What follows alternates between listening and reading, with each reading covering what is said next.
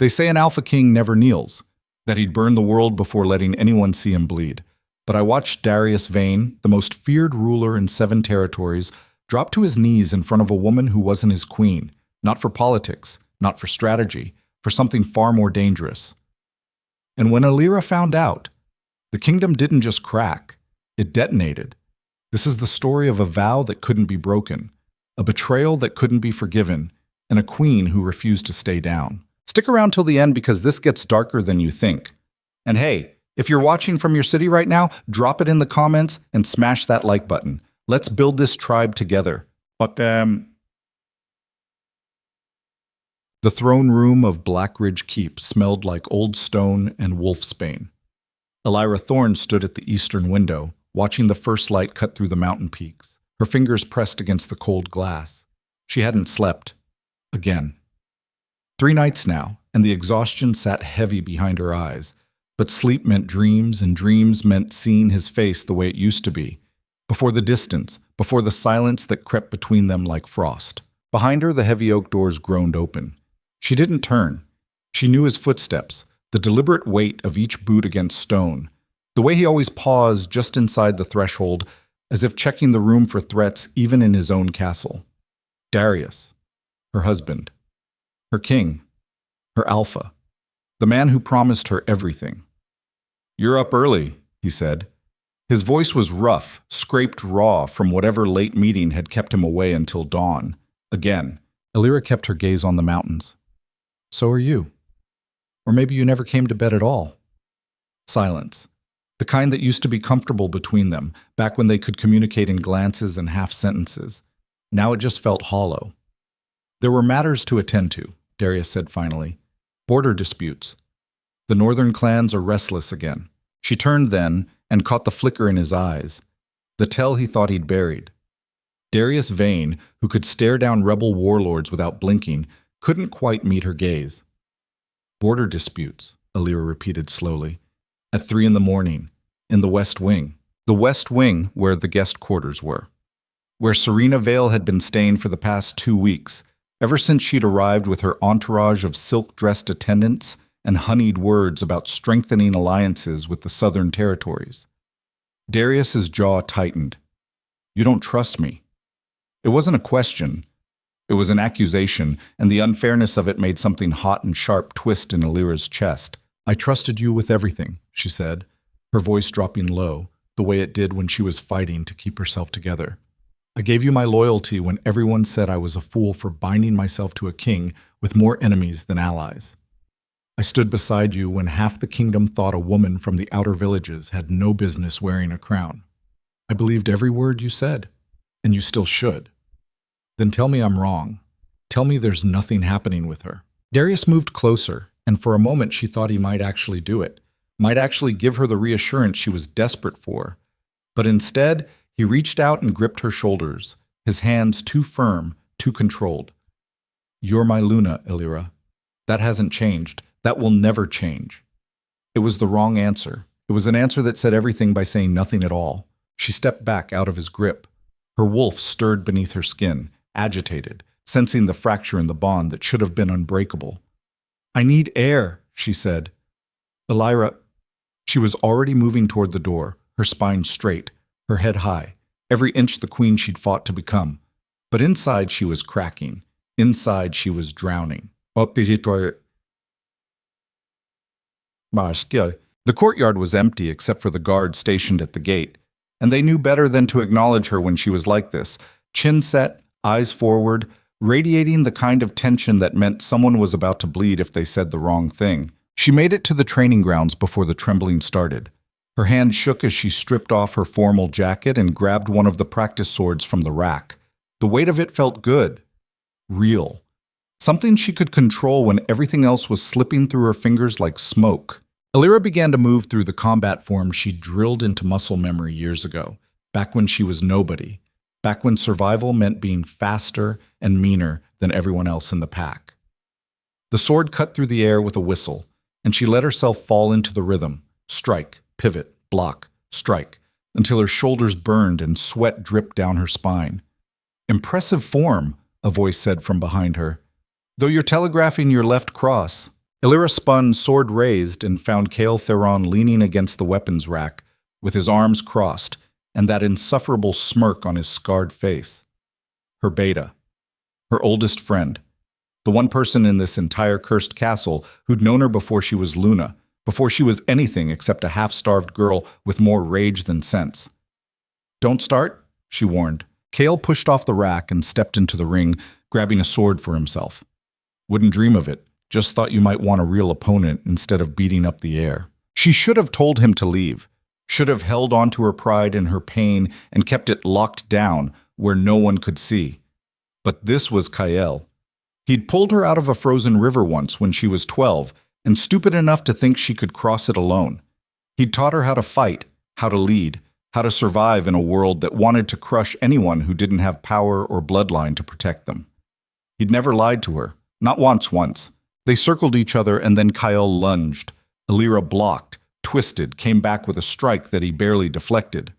They moved together like a dance they'd performed 1,000 times, and for a few minutes she could almost forget everything else. Until Kael spoke again. "You know the whole castle is talking, right?" Illyra's next strike came harder than it should have, and Kael had to step back to avoid getting his ribs cracked. "I don't care what they're saying," she bit out. "You should. Because what they're saying is that the king's keeping company with Lady Serena. Late nights, closed doors.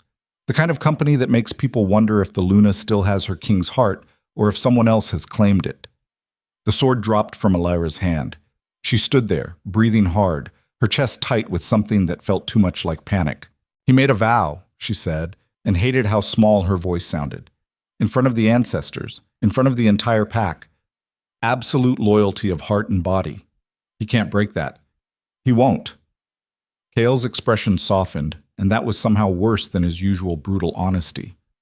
"Lyra, men break vows every day, even kings, especially kings. Not him, not Darius. Then prove me wrong. Confront him. Demand the truth. Because right now, you're standing here trying to convince yourself of something everyone else has already stopped believing." The words hit like a physical blow, and Illyra had to lock her knees to keep from staggering. She wanted to scream at him, to tell him he was wrong, that he didn't understand what she and Darius had built together. But the truth was sitting there between them like a third person in the ring, ugly and undeniable. She didn't know anymore. Didn't know if the bond she'd trusted was real or if she'd been fooling herself from the beginning. Mat. That night, there was a formal dinner in the Great Hall. Illyra dressed carefully, choosing the deep crimson gown that Darius had once said made her look like a warrior queen, like someone who could command armies with a glance. She painted her lips the same shade, lined her eyes with kohl until they were sharp enough to cut, and fixed her hair in an elaborate braid that took her handmade 20 minutes to complete. She looked like power, like control, like everything a Luna should be. Inside, she was screaming. The hall was already full when she arrived, packed with nobles and visiting dignitaries, all of them dressed in their finest, all of them trying not to stare at her too obviously while whispering behind their wine glasses. She could feel their eyes tracking her as she moved through the crowd, could practically hear their thoughts. Poor Luna. Doesn't she know? Hasn't she heard? Darius was at the head table, and Serena Vale was seated 2 chairs away from him, close enough to lean over and murmur something that made him laugh. The sound of it cut through Illyra like a blade. She'd heard him laugh like that once, before the crown got too heavy, before the kingdom demanded too much, before everything got complicated and cold. Illyra took her seat beside him, and Darius glanced over with a smile that didn't quite reach his eyes. "You look beautiful," he said. "Thank you." The conversation died there, strangled by everything they weren't saying. Illyra reached for her wine glass and found her hand shaking again. She pulled it back, hid it in her lap, and tried to focus on the meal being served: roasted venison and winter vegetables, food she normally loved but now tasted like ash. Across the table, Serena caught her eye and smiled. It was a small, private smile, the kind that said, "I know something you don't," and it took everything Illyra had not to lunge across the table and rip that smile off her face. Instead, she smiled back. Sweet, poisonous. "Lady Serena," she said, her voice carrying just enough to be heard by the nobles nearby. "You've been such a gracious guest these past weeks. I hope our hospitality has been to your liking." Serena's smile widened. Oh, more than I could have hoped for, Luna. King Darius has been incredibly generous with his time. We've had such enlightening conversations about the future of our territories. Enlightening, Alira repeated. How wonderful. And these conversations, do they always require privacy? I've noticed you meet quite late in the evening. The table went silent. Even the servants stopped moving, sensing the shift in the air, the way the temperature seemed to drop several degrees. Darius's hand found Alira's under the table, his grip tight enough to bruise. Alira. She pulled away. I'm only asking, my love. As your Luna, I like to know what alliances we're forming, what promises are being made. Serena's expression never changed, but something flickered in her eyes, triumph maybe, or satisfaction at having finally drawn blood. The king and I were discussing trade routes, she said smoothly. Nothing that would concern you, Luna. These are matters of strategy, not sentiment. And there it was, the line drawn in the sand. The suggestion that Alira was too soft, too emotional, too much of a liability to be included in the real decisions of power. Darius stood abruptly, his chair scraping against the stone floor. If you'll excuse us, he said to the table at large, the Luna and I need to speak privately. He didn't wait for her agreement, just turned and walked toward the side corridor, expecting her to follow. And she did, because that's what she'd always done. Followed him, trusted him, believed in him even when everyone else doubted. But tonight, something in her was breaking, and she wasn't sure she could keep pretending it wasn't. Darius led her to his study, a room lined with maps and battle plans, and the accumulated weight of 1,000 difficult decisions. He closed the door behind them and then just stood there, one hand braced against the wood, his shoulders tense. You embarrassed me, he said finally. In front of the entire court. Alira laughed, a sharp, bitter sound. I embarrassed you. Are you serious right now? He turned to face her, and for the first time in weeks she saw real emotion in his eyes. Anger, frustration, maybe even guilt buried deep beneath the rest. You can't question my alliances in public, he said. You can't undermine my authority like that. Then stop giving me reason to question. Stop disappearing in the middle of the night. Stop looking at her the way you used to look at me. The words came out raw and ragged, and Alira hated herself for it, hated the weakness in her voice, the desperate edge that made her sound like she was begging. Darius's expression shifted, something painful crossing his features before he could lock it down. I'm trying to hold this kingdom together, Alira. Do you have any idea how fragile everything is right now? The northern clans are one bad harvest away from revolt. The southern territories want concessions I can't give without looking weak. I'm fighting on 6 different fronts, and I need every alliance I can get. And that requires you to spend your nights with Serena Vale? She's a means to an end, nothing more. Alira stepped closer, close enough to see the flecks of gold in his dark eyes, close enough to smell the pine and smoke scent that used to mean safety. Swear it, she said. Look me in the eyes and swear on our bond that nothing has happened between you. For a long moment, Darius just stared at her. And then he did something that shattered her completely. He looked away. That's what I thought, Alira whispered. She turned and walked out before the tears could fall, before he could see just how thoroughly he'd destroyed her. Behind her, she heard him call her name, but she didn't stop. Couldn't stop. Because if she stayed, if she let him make excuses or try to explain, she might forgive him. And some things, once broken, couldn't be fixed with words. Once. 3 days later, the royal gathering was announced. A celebration of unity, the invitation said. A chance for all the major pacts and territories to come together and reaffirm their bonds of loyalty and friendship. Alira knew what it really was. A performance. A chance for Darius to parade his power and his alliances in front of everyone who might be considering rebellion. And she would be expected to stand beside him, smile, and play the role of the devoted Luna. She almost refused, almost told him to go to hell and stayed in her rooms, consequences be damned. But Kael found her the morning of the gathering, his expression grim. You need to be there, he said without preamble, because whatever's going to happen, it's going to happen tonight. I can feel it. What are you talking about? Kael handed her a folded piece of paper, and Alira's hands trembled as she opened it. Inside was a schedule, times and locations, all in Serena's handwriting. And there, Circled in red ink was tonight's date and a single word. Announcement. Elira's blood turned to ice. What announcement? I don't know.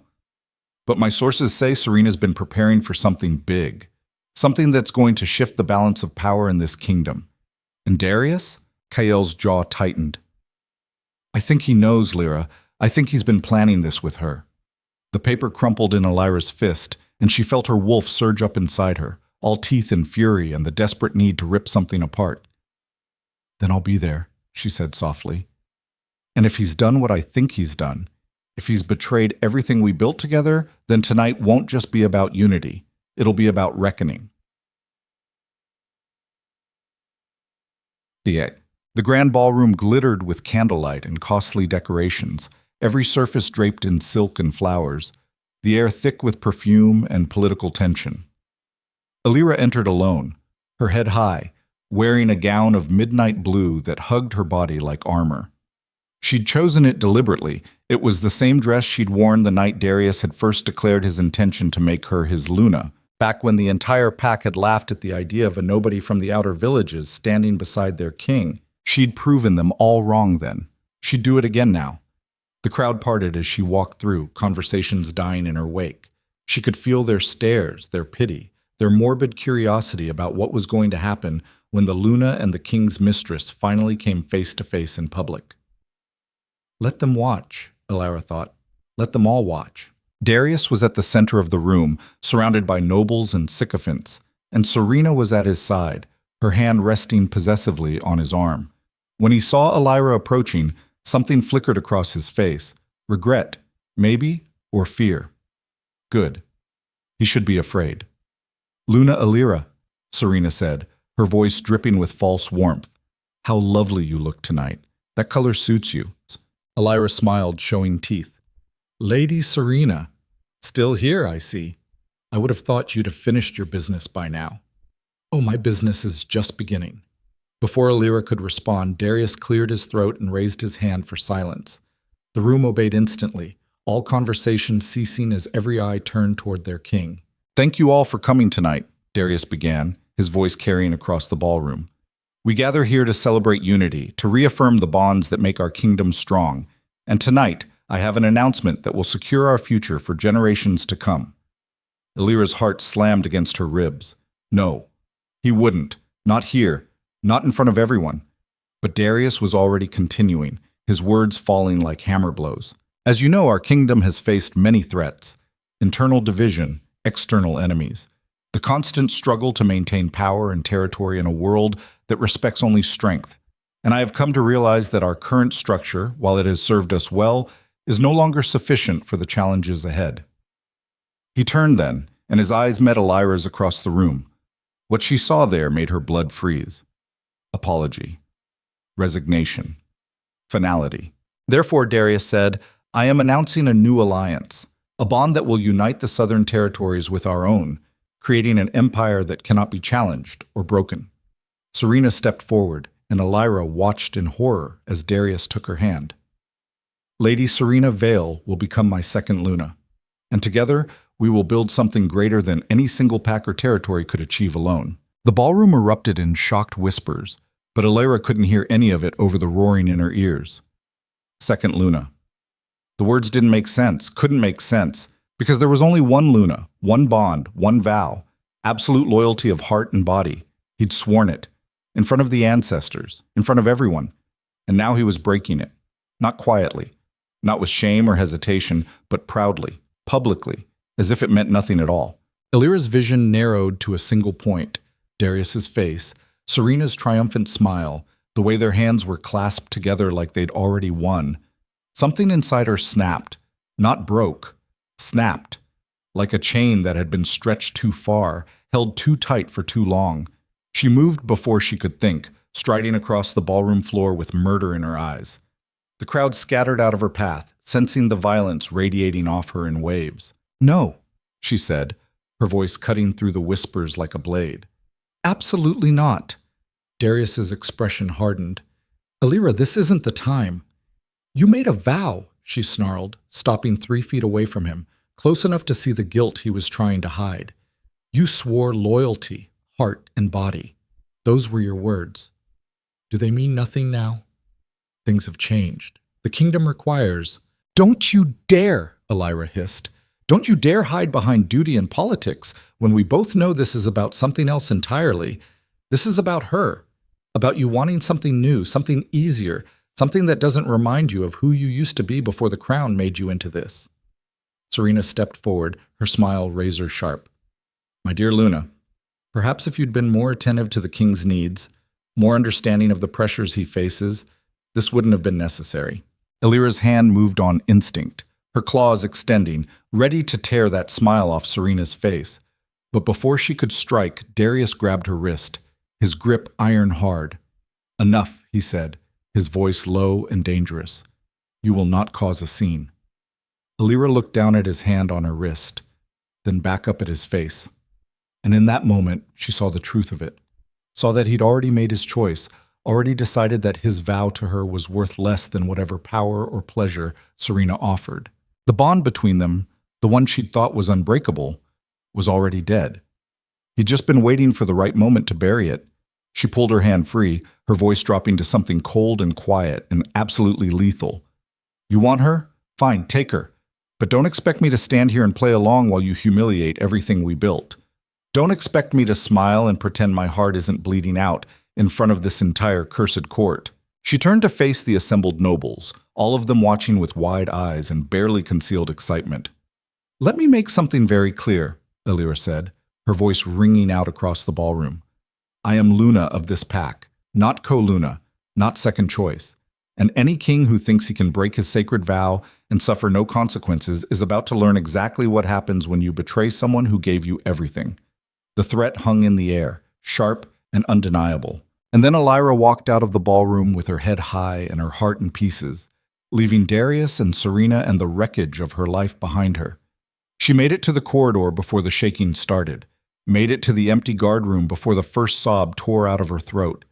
And then she was on the floor, her carefully constructed armor cracking apart. Everything she'd held together for weeks, finally shattering. Kale found her there 20 minutes later, her makeup streaked down her face, her hand still trembling with the urge to destroy something. He didn't say anything, just sat down beside her and let her break. And outside, in the ballroom, the celebration of unity continued without her, as if her pain meant nothing at all. But somewhere in the darkness, in the parts of herself she'd kept locked away for too long, Elira Thorne began to plan. Because if Darius thought this was over, if he thought she would simply fade away and accept her humiliation, he'd forgotten who she really was. She wasn't some delicate flower who withered at the first sign of frost. She was the girl who survived the outer villages, who fought her way into a kingdom that didn't want her, who became Luna not because she was given power, but because she took it. And if her king had become her enemy, then she would do what she'd always done. She would fight. She would survive. And she would make damn sure that everyone who betrayed her paid the price. The question was no longer whether she could break. The question was what she would become when she rose from the ashes. The guardroom smelled like old leather and steel, and Elira stayed on that cold floor longer than she should have, her breathing finally evening out while Kael sat beside her in silence. He didn't offer platitudes or empty comfort. He just existed there, solid and real, while everything else in her world turned to smoke. When she finally spoke, her voice came out rough, scraped raw from crying. I should have seen it coming. Kael shifted beside her, his scarred hands resting on his knees. Maybe. Or maybe you saw what you wanted to see because the alternative was too ugly to face.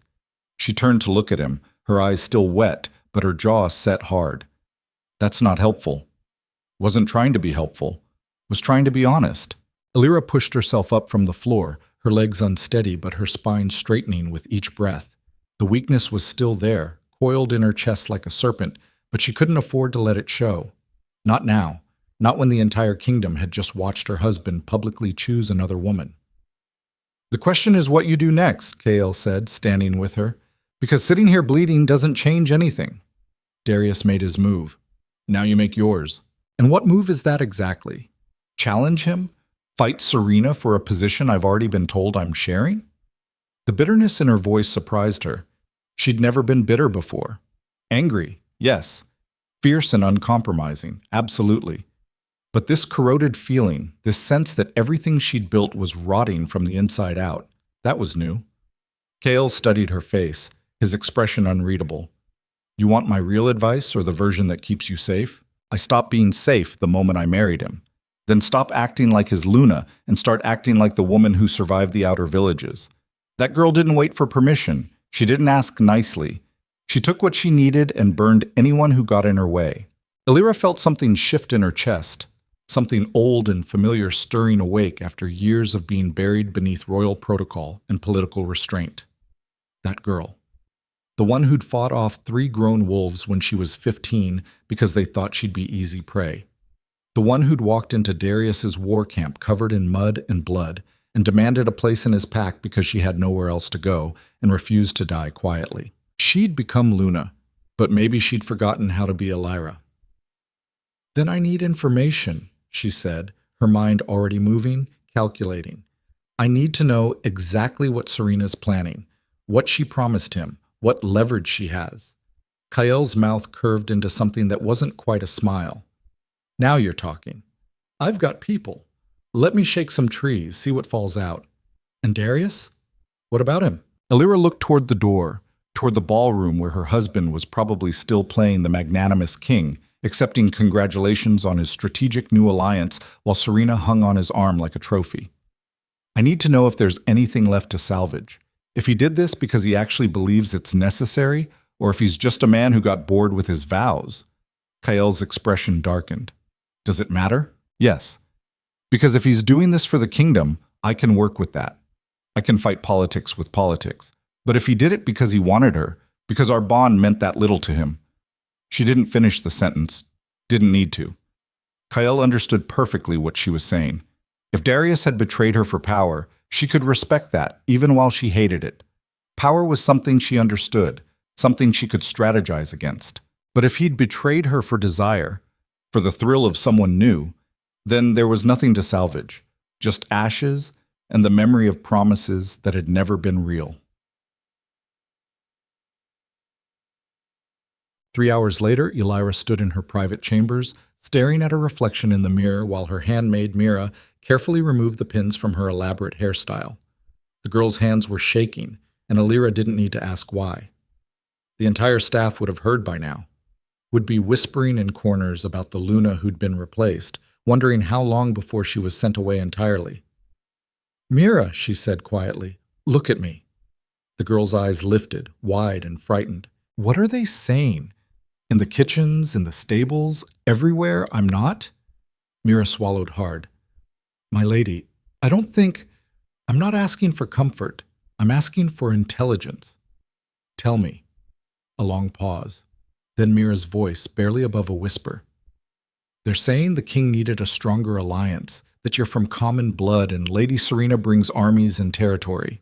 They're saying it was only a matter of time before he found someone more suitable. Illyra felt the words land like physical blows, each one precisely aimed at the places she was already bleeding. But she kept her face neutral, her breathing steady. And what do you think? Mira met her eyes in the mirror, and for the first time, Illyra saw something other than fear there. Anger, fierce and protective. I think the king is a fool, Mira said, her voice stronger now. I think he had a woman who would have burned the world for him, and he traded her for someone who will only stay as long as it benefits her. And I think anyone who believes blood matters more than loyalty deserves exactly what's coming to them. Something warm unfurled in Illyra's chest, chasing away a fraction of the cold. She reached up and squeezed Mira's hand. Thank you. What will you do, my lady? Illyra stood, moving away from the mirror and toward the window that overlooked the eastern courtyard. Below, she could see the last of the gathering dispersing. Nobles climbing into carriages, probably already composing letters to their own territories about the scandal they'd just witnessed. I'm going to remind everyone who I am, Illyra said, and then I'm going to make sure Darius regrets ever thinking I could be replaced.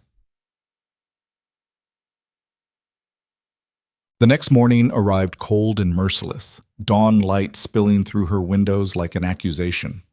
Illyra had barely slept, her mind spinning through scenarios and strategies, discarding plans as quickly as she formed them.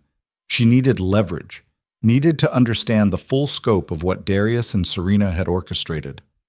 The knock on her door came precisely at sunrise. Kale, right on time. She let him in, and he entered carrying a leather satchel that he dropped onto her desk with a heavy thud. "You're not going to like this," he said without preamble. "When have I ever liked anything you've told me?" Kale pulled out a stack of documents, spreading them across the polished wood. Trade agreements, military contracts, letters of intent between Darius and Serena's father, Lord Matthias Vale, going back 6 months. Alira felt her stomach drop. 6 months. This hadn't been a sudden decision or a moment of weakness. This had been planned, calculated, executed with precision while she'd been sleeping beside him every night, trusting him completely. "He's been courting this alliance since before winter," Kyle said, pointing to the earliest document. "Serena arrived 2 weeks ago, but the groundwork was laid long before that. He needed her father's armies to secure the northern border. In exchange, he promised to make her Luna," Alira finished, the pieces clicking into place with horrible clarity. "That's why he's been distant, why he's been avoiding me. He was already committed before she ever arrived. Worse than that," Kale said grimly. "Look at Clause 7 in this contract." Alira's eyes scanned the page, and the words seemed to leap off the parchment, each one a knife between her ribs. In the event of successful bonding between Alpha King Darius Vane and Luna Serena Vale, all previous Luna bonds may be dissolved at the king's discretion to maintain clarity of succession. Her hands crumpled the paper without meaning to. May be dissolved. He was planning to sever their bond entirely, to erase her from his life as if she'd never existed. The rage that swept through her was so powerful she had to grip the edge of the desk to stay upright. Her wolf surged up, demanding blood, demanding violence, demanding that she find Darius right now and tear out his throat. "Breathe," Kael said quietly. "I need you thinking, not reacting." Alira forced air into her lungs, forced her claws to retract, forced the killing instinct back down into the cage where she kept it locked. But it was harder than it should have been, harder than it had ever been before. "There has to be a way out of this," she said. "Some clause, some loophole." "Already looked. The contract's airtight. Matthias Vale had the best legal minds in the Southern Territories draft this thing. Unless Darius voluntarily withdraws, or unless Serena fails to complete the bonding ritual, you're replaceable," Alira finished. The word tasted like poison. Kael's jaw tightened. "I didn't say that. You didn't have to." She turned away from the documents, unable to look at them anymore, unable to face the evidence of how thoroughly she'd been betrayed. 6 months of lies. 6 months of careful manipulation while she'd believed every word he said, every promise about their future together. "What about Serena?" Alira asked. "There has to be something. Nobody's that perfect. Everybody has secrets." Kael flipped to another section of papers. "That's where it gets interesting. Lady Serena's not just here for her father's political ambitions. She's got her own agenda. 3 years ago, she was engaged to a minor lord named Cathan Reeves. High-ranking family, good bloodline, everything proper. Except Cathan had a habit of questioning her decisions, of suggesting she wasn't quite as strategic as she thought. And Cathan disappeared 2 months before the wedding. No body, no evidence, just gone. Serena claimed he ran off with a servant girl, but there were whispers, suspicions that maybe he didn't leave voluntarily. You think she killed him?" Kael shrugged. "Can't prove it. But I've got sources in the Southern Territories who say Serena's the kind of woman who doesn't leave loose ends. If Cathan became a problem, he would have been dealt with, quietly, efficiently." Alira processed this information, her mind racing. If Serena was capable of murder, capable of eliminating anyone who threatened her plans, then Darius wasn't just making a political alliance. He was bringing a viper into their home. The question was whether he knew it, whether he'd looked past the beautiful smile and clever words to see what Serena really was, or whether he simply didn't care.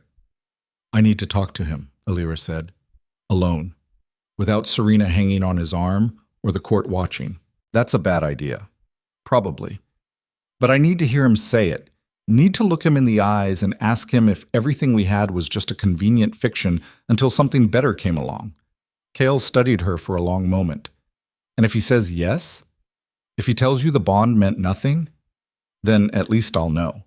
And I can stop trying to save something that's already dead." Geek. Finding Darius alone proved more difficult than expected. He'd barricaded himself in his war room with his advisors, and Serena seemed to be everywhere Alira looked, her presence a constant reminder of everything that had been taken.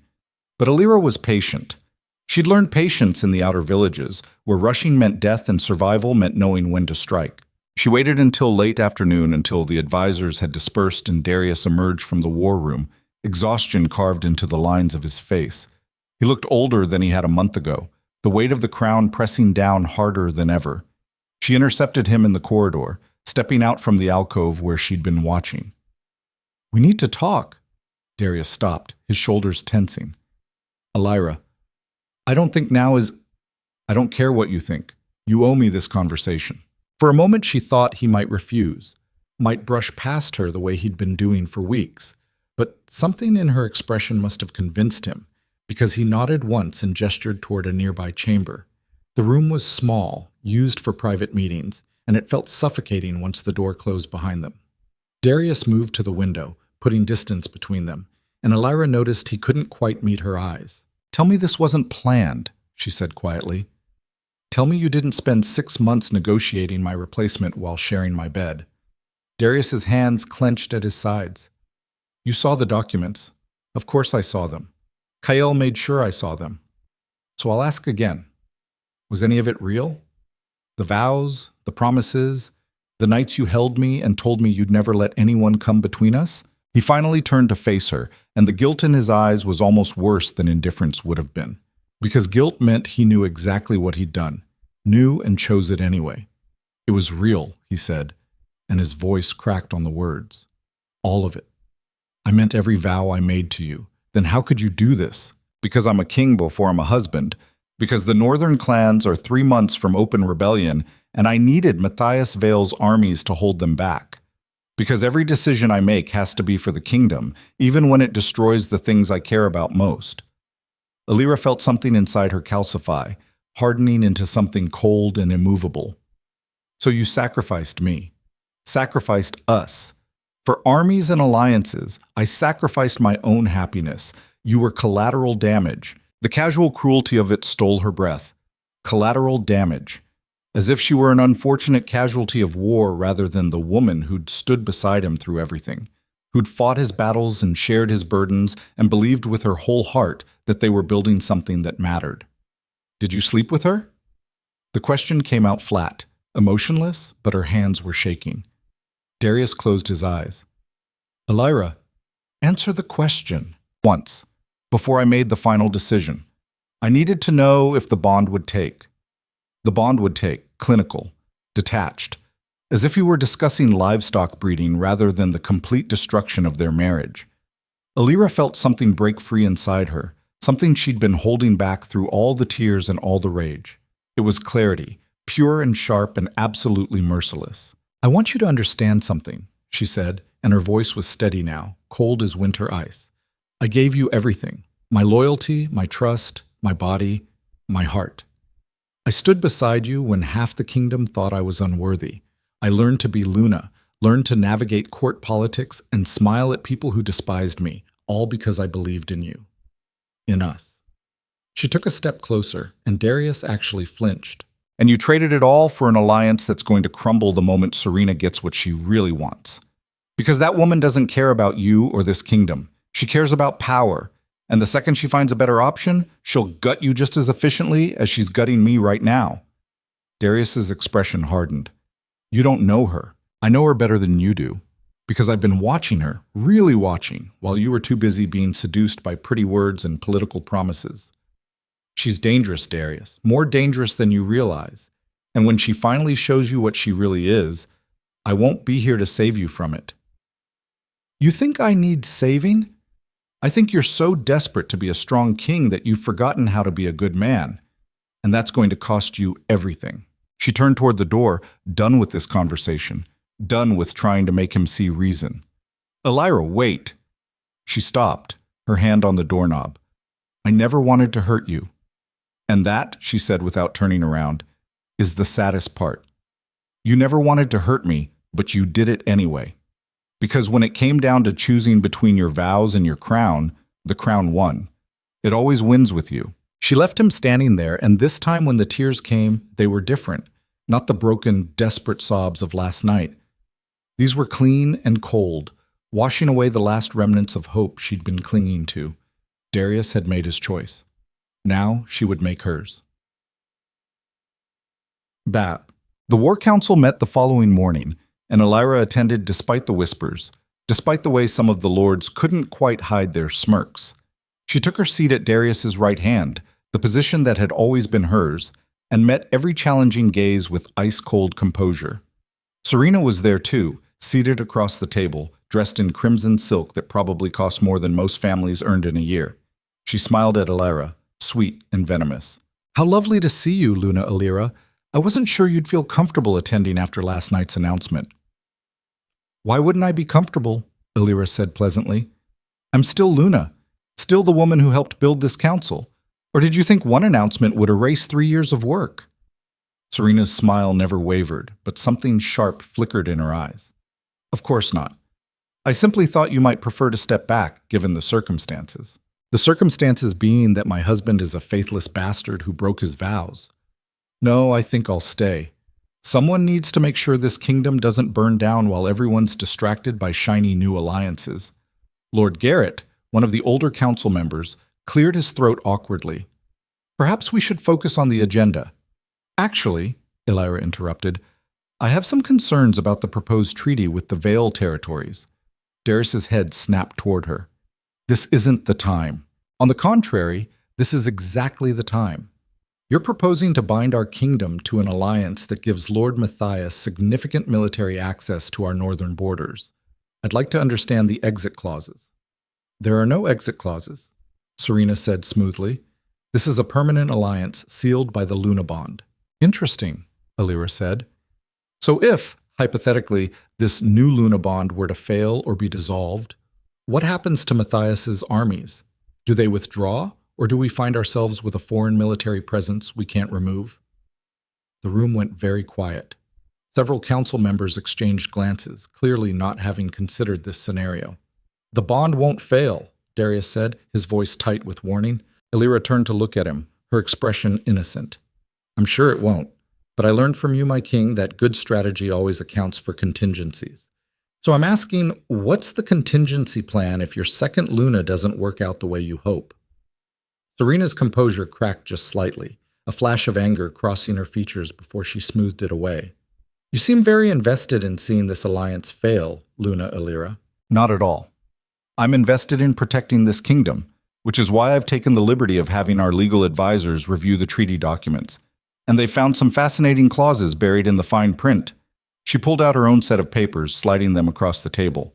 Kyle had worked through the night gathering this information, and it was damning. For instance, she continued, "Did the council know that if King Darius dies without a direct heir from Luna Serena, control of the Northern Territories defaults to Lord Matthias? Or that Serena retains the right to dissolve her Luna Bond if she deems the alliance politically disadvantageous, but Darius has no equivalent right?" One by one, the council members picked up the documents, their expressions darkening as they read. "This is a takeover contract dressed up as a marriage alliance," Elira said flatly. "Give it 5 years, maybe less, and Matthias Vale will control half this kingdom without ever having to invade." "That's a gross mischaracterization," Serena snapped, her composure finally shattering. "These are standard protective clauses." "Standard for what? A hostile acquisition?" "Because from where I'm sitting, this looks like your father saw an opportunity to expand his territory, and you're the weapon he's using to do it." "Enough," Darius said, his voice sharp. "Elira, a word. Now." He stood and strode from the room, clearly expecting her to follow. She did, but only because she'd made her point. The council had seen the documents. Doubt had been planted. Sometimes that was all you needed. Darius rounded on her the moment they were alone in the corridor, his face flushed with anger. "What the hell was that?" "That was me doing the job you apparently forgot needed doing. Protecting this kingdom from threats, even when those threats come wrapped in pretty packages and political promises. You're trying to sabotage this alliance. I'm trying to save you from your own stupidity. Did you even read those clauses before you signed them? Or were you too distracted by Serena's smile to notice you were handing over half your kingdom?" Darius grabbed her arm, his grip tight enough to bruise. You don't know what you're talking about. Then explain it to me. Explain how giving Matthias Vale permanent military access and default inheritance rights is good for this kingdom. Explain how binding yourself to a woman who can walk away whenever she wants while you're locked in forever is a strategic victory. She wrenched her arm free, her wolf rising to the surface, amber bleeding into her eyes. You want to replace me? Fine. But don't expect me to stand by quietly while you destroy everything we built because you're thinking with what's between your legs instead of what's between your ears. Darius's hand shot out, slamming against the wall beside her head, caging her in. For a moment they stood frozen, breathing hard, close enough that she could see the gold flecks in his dark eyes, could smell the familiar scent of him beneath the anger. You have no idea what I've sacrificed, he said, his voice low and dangerous. What I've given up to keep this kingdom together. I was your sacrifice, Elira said quietly. Me. Our bond. Everything we had. That's what you gave up. And the worst part is you can't even admit it was a mistake. Something shifted in his expression. Something that might have been regret if she was generous enough to see it that way. I never wanted to hurt you, he said again, and she realized it was the only truth he had left to offer. But you did, she whispered, and now you have to live with that. She ducked under his arm and walked away, leaving him alone in the corridor with his choices and his crown and the hollow victory of an alliance that was already starting to crack. That night, Elira met with Kael in secret, in one of the old storage rooms beneath the castle where the walls were thick enough that no one could overhear. The council's rattled, Kael reported. 3 of the lords approached me after the meeting, asking questions about the treaty clauses you highlighted. Garrett in particular seems concerned. Good. Keep pushing. I want everyone on that council questioning whether Darius knows what he's doing. And if they decide he doesn't, then they'll start looking for alternative leadership. Someone who puts the kingdom first instead of personal desires. Kael studied her face in the dim lamplight. You're talking about a coup. I'm talking about survival. Darius made his choice. He chose Serena and her father's armies over everything we built. But that doesn't mean I have to let them destroy this kingdom. You know, if you go down this path, there's no coming back. Darius will see it as treason. Elira met his eyes, her expression hard as stone. Then he should have thought about that before he committed treason against our bond. I gave him my loyalty. He threw it away. Now I owe him nothing. Kael nodded slowly, accepting her decision. Then we need to move fast. Serena's not stupid. She'll see what you're doing and counter. Let her try. I grew up fighting for scraps in the outer villages. She grew up in a manor with servants and tutors. When this gets ugly, and it will get ugly, I'm betting on the girl who knows how to survive over the princess who's never had to fight for anything real. There's one more thing, Kael said, his expression grim. I've been digging into Serena's background. That fiancé who disappeared, Catherine Reeves? What about him? I found someone who was willing to talk. A servant who worked in Serena's household back then. She said Catherine didn't run away. Said she saw Serena and her brother dispose of something wrapped in canvas, something human-sized, in the middle of the night 3 days before the wedding. Elira felt ice slide down her spine. She killed him. Can't prove it. The servant disappeared a week later and no one's seen her since. But yeah, I think Serena killed him, and I think she'll kill anyone else who becomes inconvenient, including Darius, once she's secured her position. Then we use it, quietly, carefully, plant the seeds with the right people that maybe our new Luna isn't quite as innocent as she appears. And if Darius finds out you're spreading rumors about his new mate, then he'll have to decide whether his pride matters more than the truth. Either way, we win. If he believes us, he distances himself from Serena. If he doesn't, we use his blindness to turn the council against him. Kael shook his head, something like admiration in his expression. You've gotten ruthless. I've gotten realistic. This isn't about pride anymore, Kael. This is about survival. And I'm not planning to lose. Momot. The whispers started the next day. Quiet at first, just concerned questions about Lady Serena's past, about the mysterious disappearance of her previous fiancé, about whether anyone had truly vetted her background before agreeing to this alliance. Elira didn't spread the rumors herself. She didn't have to. Kael had people, and those people had friends, and soon half the castle staff was exchanging meaningful looks whenever Serena passed by. Serena noticed. Of course she noticed. She was too smart not to. They confronted each other in the library 3 days after the council meeting, both of them pretending to browse the shelves while the tension between them could have cut steel. "You've been busy," Serena said, not bothering with pleasantries, "spreading lies, turning people against me." "I haven't said a word against you," Illyra replied calmly. "I don't have to. Your own history speaks for itself. My history is none of your concern. It became my concern the moment you decided to steal my husband. Now I'm simply making sure everyone knows exactly who they're dealing with." Serena's hand shot out, grabbing Illyra's wrist hard enough to hurt. Her eyes flashed with something violent, something barely controlled. "You're playing a dangerous game, Luna, one you can't possibly win." Illyra smiled, cold and sharp. "I survived 3 winter famines in the outer villages before I was 10 years old. Survived a pack war that killed half my settlement. Survived clawing my way into a kingdom that didn't want me and becoming Luna despite every noble in this castle betting against me. You think I'm afraid of you? You should be. Why? Because you'll make me disappear like you did Catherine Reeves." Serena's grip tightened, her claws extending slightly, breaking skin. Blood welled up, dark and warm. "Careful," Serena hissed. "Accusations like that could get you killed, only if they're not true. And we both know they are." For a long moment they stood locked together, blood and violence hanging in the air between them. Then Serena released her, stepping back with a smile that promised future pain. "Enjoy your little rebellion while it lasts," she said, "because when I'm done you'll have nothing. No title, no position, no king. You'll be exactly what you were before Darius found you. Worthless." She swept out of the library, leaving Illyra standing there with blood dripping from her wrist and rage burning so hot she could barely breathe. But beneath the rage was something else, something cold and calculating. Because Serena had just made a critical mistake. She'd revealed herself, shown the violent edge beneath the polished exterior, and Illyra was going to make sure everyone saw it. The bonding ceremony was scheduled for the following week, a lavish affair that would officially make Serena Darius's second Luna. The preparations consumed the castle, servants rushing everywhere with flowers and decorations and the trappings of celebration. Illyra watched it all with detached clarity, her mind working through scenarios and possibilities. She had 1 week to either stop this or position herself to survive what came after. Kale brought her more information daily.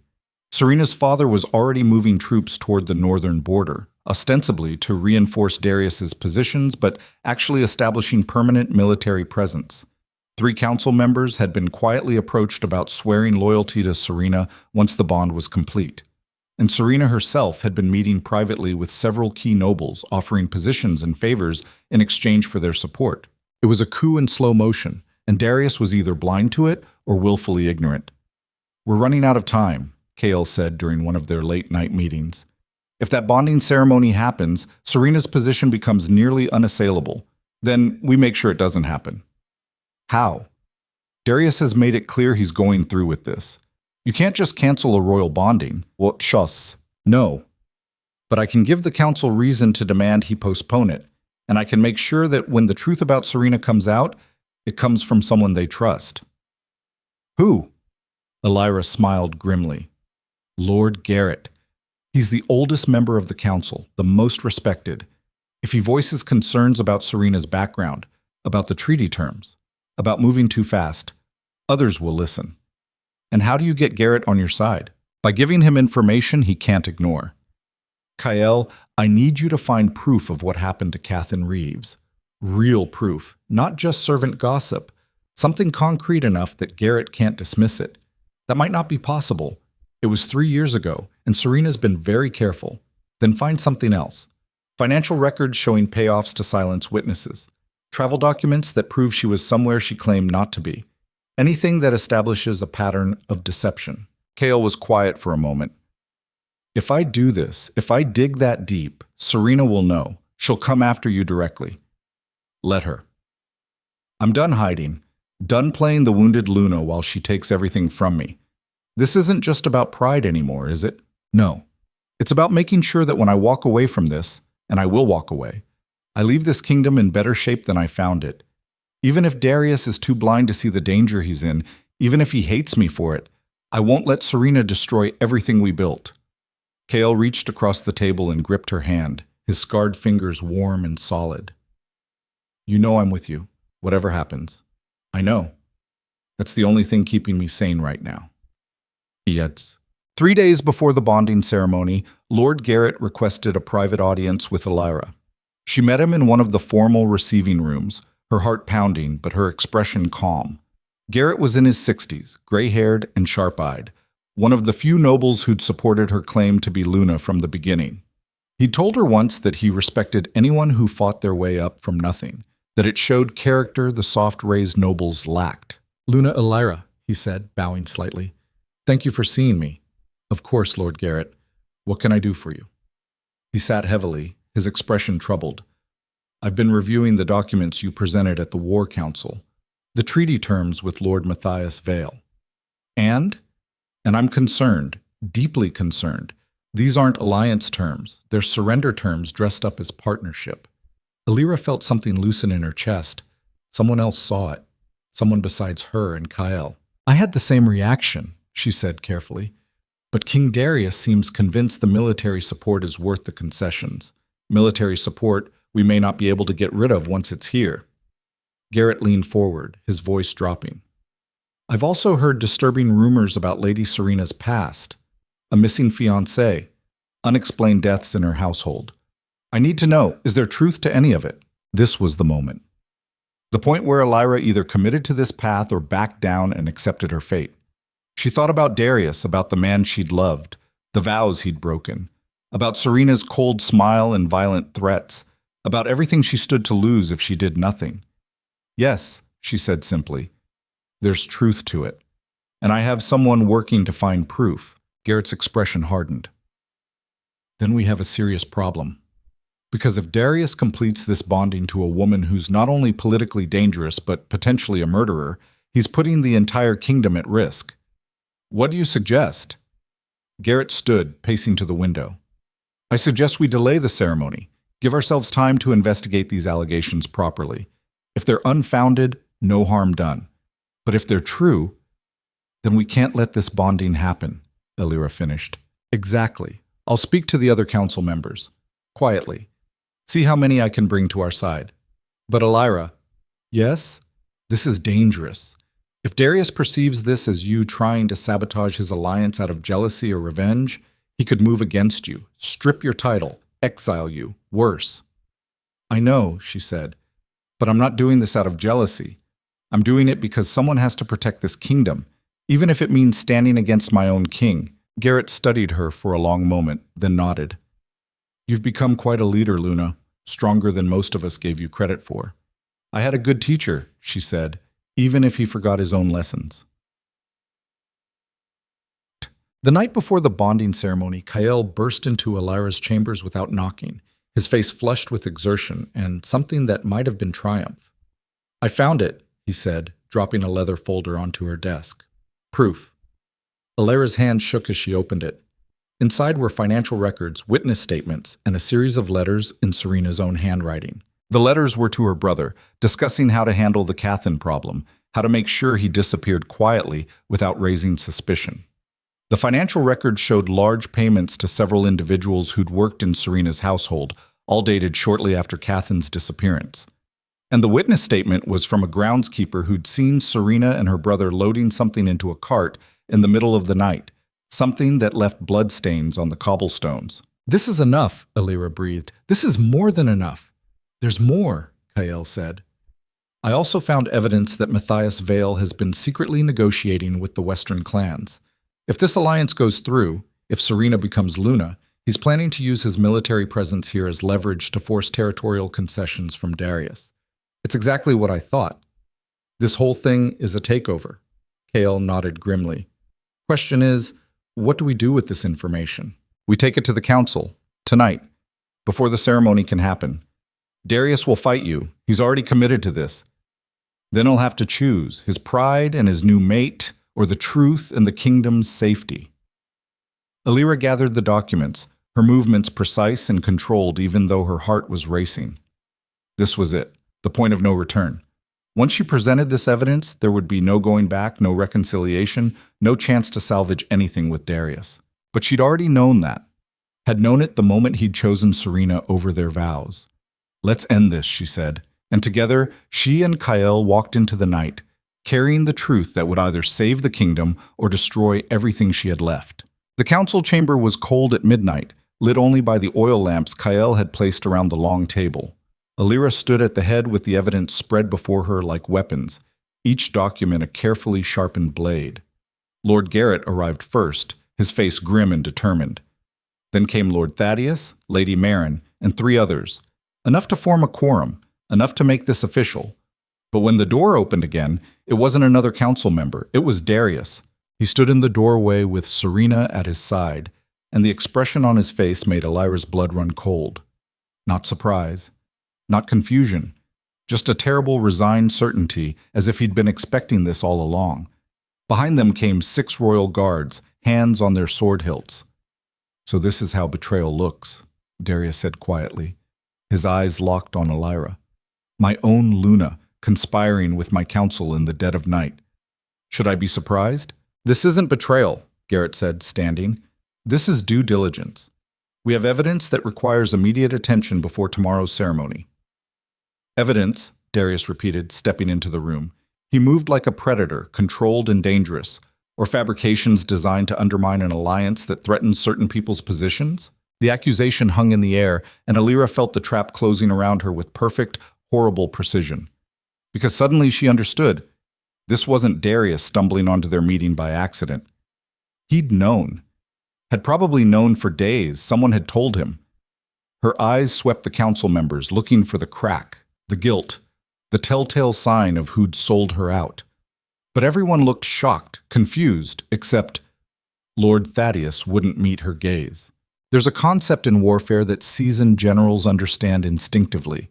The moment you realize you've been outmaneuvered, the split second when all your careful planning reveals itself as the very trap your enemy wanted you to walk into. That moment tastes like ash and feels like drowning. Alira was tasting it now, feeling it crush her lungs while she forced herself to stay standing, to keep her spine straight even as everything collapsed around her. "You went to Thaddeus, didn't you?" she said to Darius. Offered him something. Territory, position, maybe just the promise that he'd be on the winning side when this was over. Darius's expression didn't change. Lord Thaddeus understands loyalty, understands that questioning your king's decisions isn't the same as serving your kingdom. Thaddeus finally looked up, and there was shame in his eyes, but also defiance. "I did what was necessary. You were trying to sabotage a vital alliance based on rumors and jealousy." "Jealousy," Alira repeated, her voice deadly calm. "Is that what we're calling murder now?" She grabbed the documents, thrust them toward Darius. "These aren't rumors. These are financial records, witness statements, letters in Serena's own handwriting discussing how to make her previous fiancé disappear. This is proof that the woman you're bonding tomorrow is a killer." Serena stepped forward, her face a perfect mask of wounded innocence. "Those documents are forgeries, obviously fabricated by someone desperate to maintain her position." "Forgeries," Kael snarled. "I pulled those from 3 different archives across 2 territories. The handwriting's been verified by experts." "Experts you paid," Serena shot back. "How convenient that this evidence appears the night before the ceremony. How perfectly timed." "Because timing matters when you're trying to stop a travesty," Garrett said, his voice sharp. "King Darius, at minimum, we need to postpone the bonding until these allegations can be properly investigated." Darius's jaw tightened. "There will be no postponement. The ceremony proceeds as scheduled." The finality in his voice sent ice through Alira's veins. This wasn't about evidence anymore, wasn't about truth or investigation. He'd made his decision, and nothing she presented would change it. "Why?" she asked, and hated how her voice cracked. "Why are you so determined to go through with this, even when confronted with proof that she's dangerous?" "Because I already knew." The words dropped into the room like stones into still water, the ripples of shock spreading across every face. Alira felt the floor tilt beneath her. "You knew?" Darius moved closer, and she saw something in his eyes she'd never seen before. A cold calculation that had nothing to do with the man she'd married, and everything to do with the king he'd become. I knew about Catherine Reeves, he said. Knew that Serena had him killed when he became a liability to her family's political ambitions. I've known since before she arrived at this castle. Then why? Because that's exactly the kind of Luna I need. Someone who understands that power requires hard choices. Someone who won't hesitate to do what's necessary, no matter how ugly it gets. His words were a physical blow, each one landing with brutal precision. Alira staggered back, her hand catching the edge of the table to keep from falling. You need someone who murders people who inconvenience her? That's your standard for a partner now? I need someone who's ruthless enough to help me hold this kingdom together. You were always too soft, Alira. Too concerned with honor and fairness and doing the right thing. That's admirable in peacetime. But we're not in peacetime. We're in a slow-burning war with enemies on every border and traitors in every shadow. So you chose a monster. I chose a survivor. Serena understands that sometimes you have to become the monster to keep worse monsters at bay. There's something uniquely devastating about hearing someone you love justify their own corruption. About watching them twist logic until cruelty becomes pragmatism and betrayal becomes strategy. It's not just the loss of who they were, it's the realization that maybe they were never that person to begin with. Maybe you just saw what you wanted to see because the alternative was too terrible to face. Garrett stood abruptly, his chair scraping against stone. This is madness. You're binding yourself to a woman who kills her own allies. What happens when you become inconvenient to her ambitions? Then I'll deal with that when it comes. But right now, I need her father's armies and the territorial access that comes with this alliance. Everything else is secondary. Including your vows to me, Alira said quietly. Including the bond we swore was unbreakable. Darius finally looked at her, really looked at her, and what she saw in his face broke something fundamental inside her. I'm sorry, he said. I truly am. But the king I need to be can't afford to keep promises the man I was made to a woman I've outgrown. Outgrown. As if she were a childhood toy he'd moved past, something quaint and nostalgic but ultimately useless. The rage that swept through her was so powerful her vision actually blurred, her wolf surging to the surface, demanding blood. She felt her claws extend, felt the shift beginning in her bones. Kael's hand closed around her wrist, anchoring her. Don't. Not here. Not like this. He was right. Attacking Darius now would only prove his point, would make her look unstable and jealous instead of justified. But holding back that violence, swallowing it down when every instinct screamed for her to tear his throat out, that might have been the hardest thing she'd ever done. Serena was watching her with undisguised satisfaction, and Alira realized this was exactly what she'd wanted. To see Alira lose control, to watch her destroy herself with rage and desperation. So she did the opposite. She straightened, smoothed her expression into something cold and unreadable. When she spoke, her voice was steady, almost pleasant. I see. Then I suppose there's nothing left to discuss. Darius's brow furrowed, clearly expecting more of a fight. Alira? No, really. You've made yourself clear. You want someone ruthless. Someone who kills without hesitation. Someone who values power over principles. That's not me. It never will be. She gathered the documents, her movements precise and controlled. But let me make something equally clear. When this alliance falls apart, and it will fall apart, because women like Serena don't share power, they take it.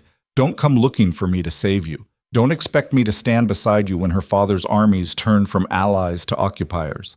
And don't you dare expect me to forgive you when you finally realize what you've thrown away. She turned to the council members. I appreciate your support tonight, but it's clear that our king has made his choice. The only question now is what choice each of you will make when the consequences come due. Then she walked toward the door, Kael falling into step beside her. Stop, Darius commanded. Alira kept walking. I said stop. The guards moved to block the doorway, hands on weapons. Alira stopped 3 feet from them, her expression unchanging. Are you going to have me arrested? She asked, without turning around. Lock me up to prevent me from disrupting your precious ceremony? The silence stretched for a long moment. Then Darius's voice, tight with frustration. Let her go. The guard stepped aside. Alira walked through, and the cold night air hit her face like a slap, bracing and clarifying. Behind her, she heard Serena's voice, sweet and victorious. I told you she'd try to sabotage us, Some women just can't accept when they've been replaced by someone better. And Darius saying nothing, not defending her, not even acknowledging the cruelty. That silence was somehow worse than anything else that had happened tonight. But Kale followed her back to her chambers, neither of them speaking until the door was closed and locked behind them. Then Elira finally let herself shake, let the controlled facade crack just enough to show the devastation beneath. He knew, she whispered. All this time, I thought we were uncovering something that would shock him into seeing reason. But he already knew. He chose her anyway. Kyle paced the room, his own anger barely contained. Thaddeus sold us out. Probably the moment we approached him. That bastard went straight to Darius. It doesn't matter now. The bonding ceremony is tomorrow. Serena becomes Luna, and I... She stopped, unable to finish the sentence. What was she now? Still technically Luna, but how long would that last once Serena's position was secure? Days? Weeks? We could run, Kyle said. Leave tonight, take horses and be across the border by dawn. And go where? I'm Luna of Blackridge. This is the only home I've had since the outer villages, the only place I've ever belonged. You don't belong here anymore, Lyra. Not if Darius has turned into this. Not if he's willing to bind himself to a murderer and call it strategy. Elira sank into the chair by her window, staring out at the mountains she'd grown to love. Running felt like surrender, like admitting that Darius and Serena had won completely, but staying might mean dying. There's a third option, she said slowly, an idea forming. Dangerous, possibly suicidal, but better than either running or waiting for Serena to eliminate her. What option? I attend the ceremony, stand there beside Darius like the dutiful first Luna, and when they complete the bonding ritual, when Serena's guard is down because she thinks she's won, I challenge her. A formal challenge? Kael's eyes widened. To the death? Traditional pack law says any Luna can be challenged by another ranked female. If I win, I prove I'm stronger. Force Darius to acknowledge that his precious ruthless Luna isn't as formidable as he thinks. And if you lose, then at least I go down fighting instead of slinking away in the night. Kael grabbed her shoulders, forcing her to meet his eyes. Listen to me. Serena's trained her whole life in combat. She's bigger than you, has professional instruction, probably fights dirty as hell. You're good, but I'm desperate. And desperate people fight harder than trained ones because we have nothing left to lose. This is insane. Probably. But I'm tired of playing by their rules, Kyle. Tired of being the reasonable one, while everyone else abandons honor and decency. If Darius wants ruthless, I'll show him ruthless. If Serena wants to take my position, she'll have to kill me for it. In war, there comes the moment when conventional strategy fails, when all the careful planning reveals itself as inadequate to the reality you face. In that moment, soldiers fall back on instinct, on the primal drive to survive by any means necessary. Elira had reached that moment. Everything civilized in her, everything that had learned to navigate court politics with grace and diplomacy, was burning away. What remained was the girl from the outer villages who'd survived by being meaner and more determined than everyone who tried to break her. Kael released her, stepping back with resignation in his eyes. You're really going to do this. I'm really going to do this. Then I'm standing with you, whatever happens. I know. That's why you're the only person left I trust. Mats. The morning of the bonding ceremony arrived with brutal sunshine, as if the weather itself was mocking her pain. Elira dressed carefully in formal Luna regalia, deep blue silk embroidered with silver wolves, her hair braided in the traditional style, every inch the queen she'd fought to become.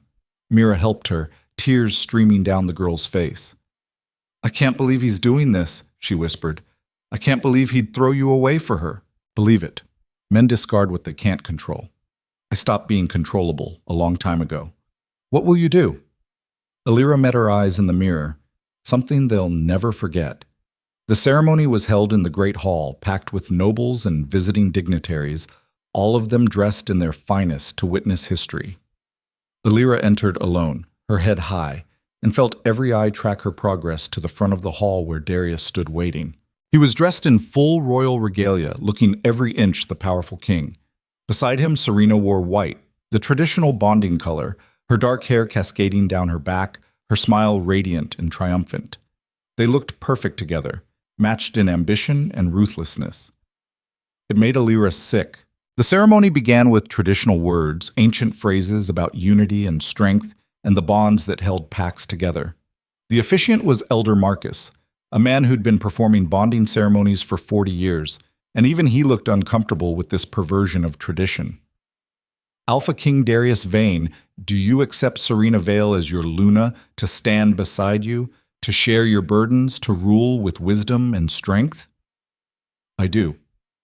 The words were steady, certain, no hesitation at all. Luna Serena Vale, do you accept Darius Vane as your alpha, to follow his leadership, to support his reign, to honor the bond you forged today? I do. Serena's voice was clear and strong, her eyes locked on Darius with perfect devotion. Then by the power vested in me and by the laws of our people, I declare this bond, I challenge. Alira's voice cut through the ceremony like a blade, sharp and unmistakable. The hall went dead silent, every conversation dying mid-word. Elder Marcus turned to her, shock written across his weathered face. Luna Alira, this is highly irregular. Traditional pack law allows any ranked female to challenge a newly bonded Luna before the ceremony is complete. I invoke that right. Darius's face had gone white. Alira, don't do this. Why not? Afraid your new Luna can't handle herself in actual combat?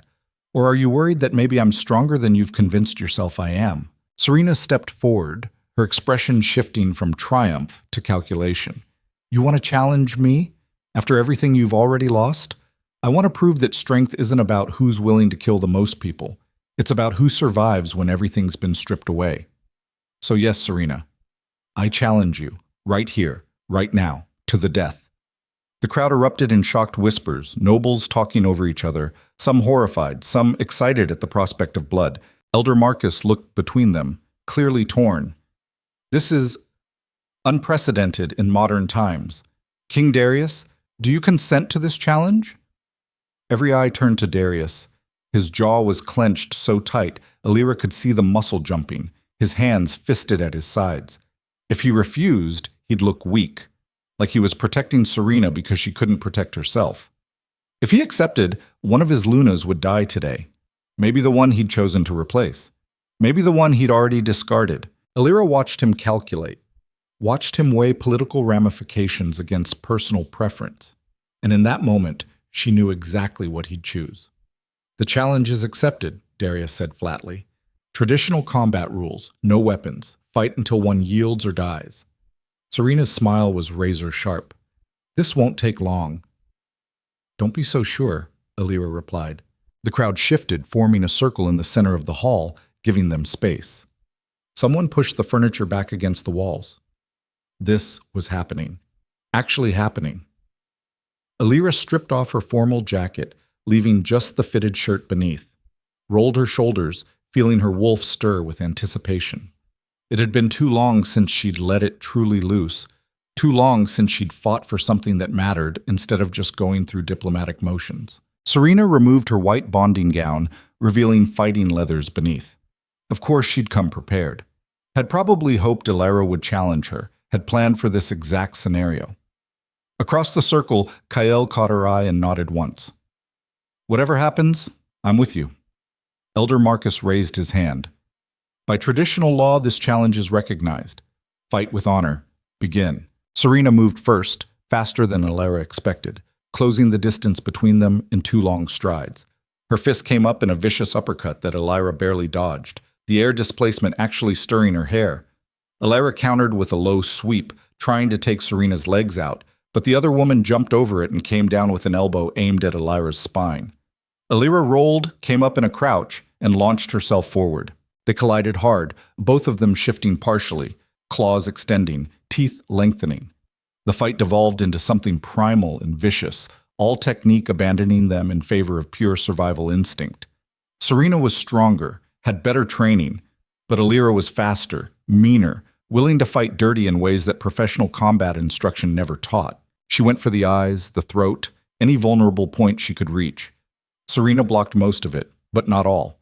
And soon they were both bleeding, both breathing hard. The crowd was screaming, some cheering for Elira, some for Serena, the noise building into a deafening roar.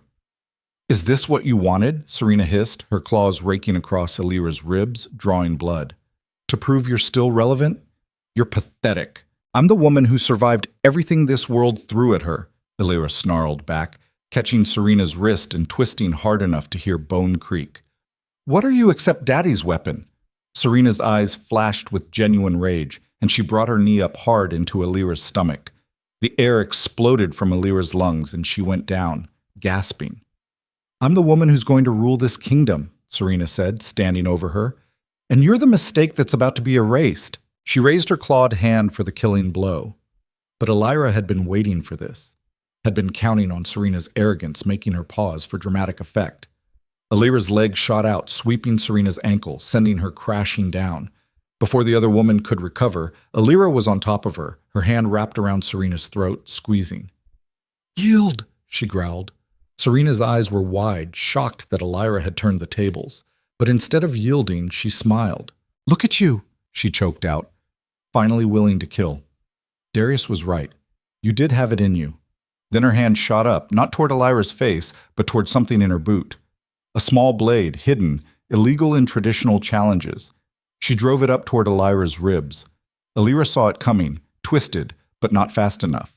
The blade bit into her side, sharp and burning, and she felt her grip on Serena's throat loosen. Serena shoved her off, rolled away, came up with the blade still in hand. "Cheater!" someone in the crowd yelled. "That's against the rules!" But Serena just smiled, blood on her lips from where Elira had landed a solid hit earlier. Rules are for people who can afford to lose. I can't. She came at Elira again, blade leading, and Elira knew with sudden, terrible clarity that she was going to die here. Was going to bleed out on the floor of the great hall while Darius watched and did nothing. Then Kael was there, stepping between them, his own blade drawn. "Stop!" he commanded. Serena's momentum carried her forward, and Kael caught her wrist, twisted, sent the blade clattering across the floor. The crowd erupted in chaos, half screaming that Kael had interfered, half screaming that Serena had cheated first. Darius was suddenly there too, his voice cutting through the noise. "Enough!" The command cracked like thunder, and everyone froze. Darius looked at Serena, at the illegal blade on the floor, at Elira bleeding from the wound in her side. His expression was unreadable. "The challenge is void," he said. "Serena violated traditional combat rules.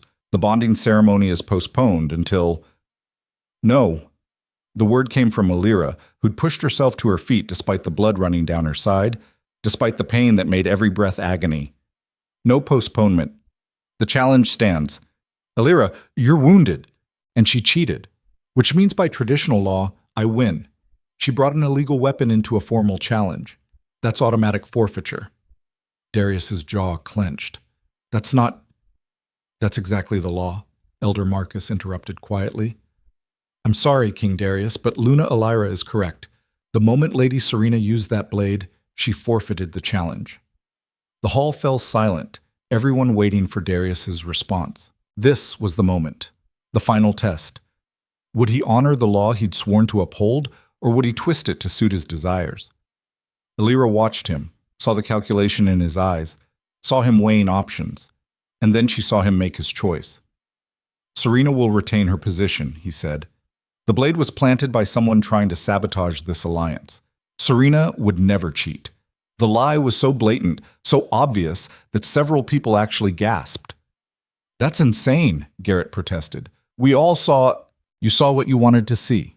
Darius's voice was cold, final. "The ceremony will proceed.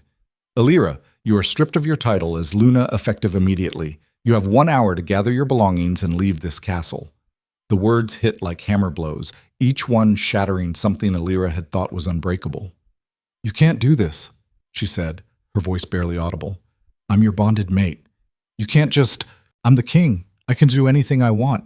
And what I want is you gone before you cause any more disruption." He turned his back on her, dismissing her as completely as if she'd never existed.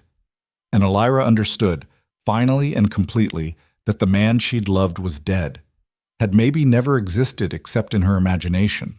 What stood before her now was just a king who valued power over everything else, including honor, including her. Fine, she said quietly. I'll go. But mark my words, Darius, when this kingdom falls, when Serena and her father take everything you've built and leave you with nothing, remember this moment. Remember that you had someone who would have died for you, and you threw her away for an alliance that's going to destroy you. She turned to Kael.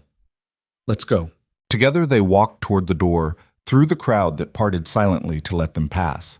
Behind her, Alira heard Darius resume the ceremony, heard him speak the bonding words with Serena as if nothing had happened. The wound in her side throbbed with each step, but she kept moving, kept her spine straight, kept her head high. She'd lost everything, title, home, the man she'd loved. But she hadn't lost herself, and that, in the end, was going to have to be enough. Mikik. They made it to her chambers with Kael's support, Alira's vision starting to blur from blood loss. Mira was there, already packing, tears streaming down her face. I heard what happened, she said. The whole castle's talking about it. I can't believe he... Help me stop this bleeding, Kael interrupted. Then we need to move fast. Once that ceremony's done, Serena's going to send people to make sure Alira actually leaves, or doesn't leave at all. They worked quickly, Mira binding the wound while Kael gathered essentials. Not the formal gowns or royal jewels, just practical clothes, weapons, coin. Where will you go? Mira asked. Alira was about to say she didn't know when Kael spoke up. North, to the border clans. They've got no love for Darius, and they'll shelter us long enough to figure out what's next. And then? Kael met Alira's eyes. Then we plan. Because this isn't over, not by a long shot. Alira wanted to argue, wanted to say she was done fighting, done trying to save a kingdom that had rejected her. But the truth was already forming in her mind, cold and certain. Darius had chosen power and ruthlessness, had aligned himself with a murderer and her ambitious father. And Alira knew exactly how that story would end. Knew that eventually Serena would eliminate Darius the same way she'd eliminated Cathan the moment he stopped being useful. The question was whether Alira would be there to see it, whether she'd help him when the time came or let him reap what he'd sown.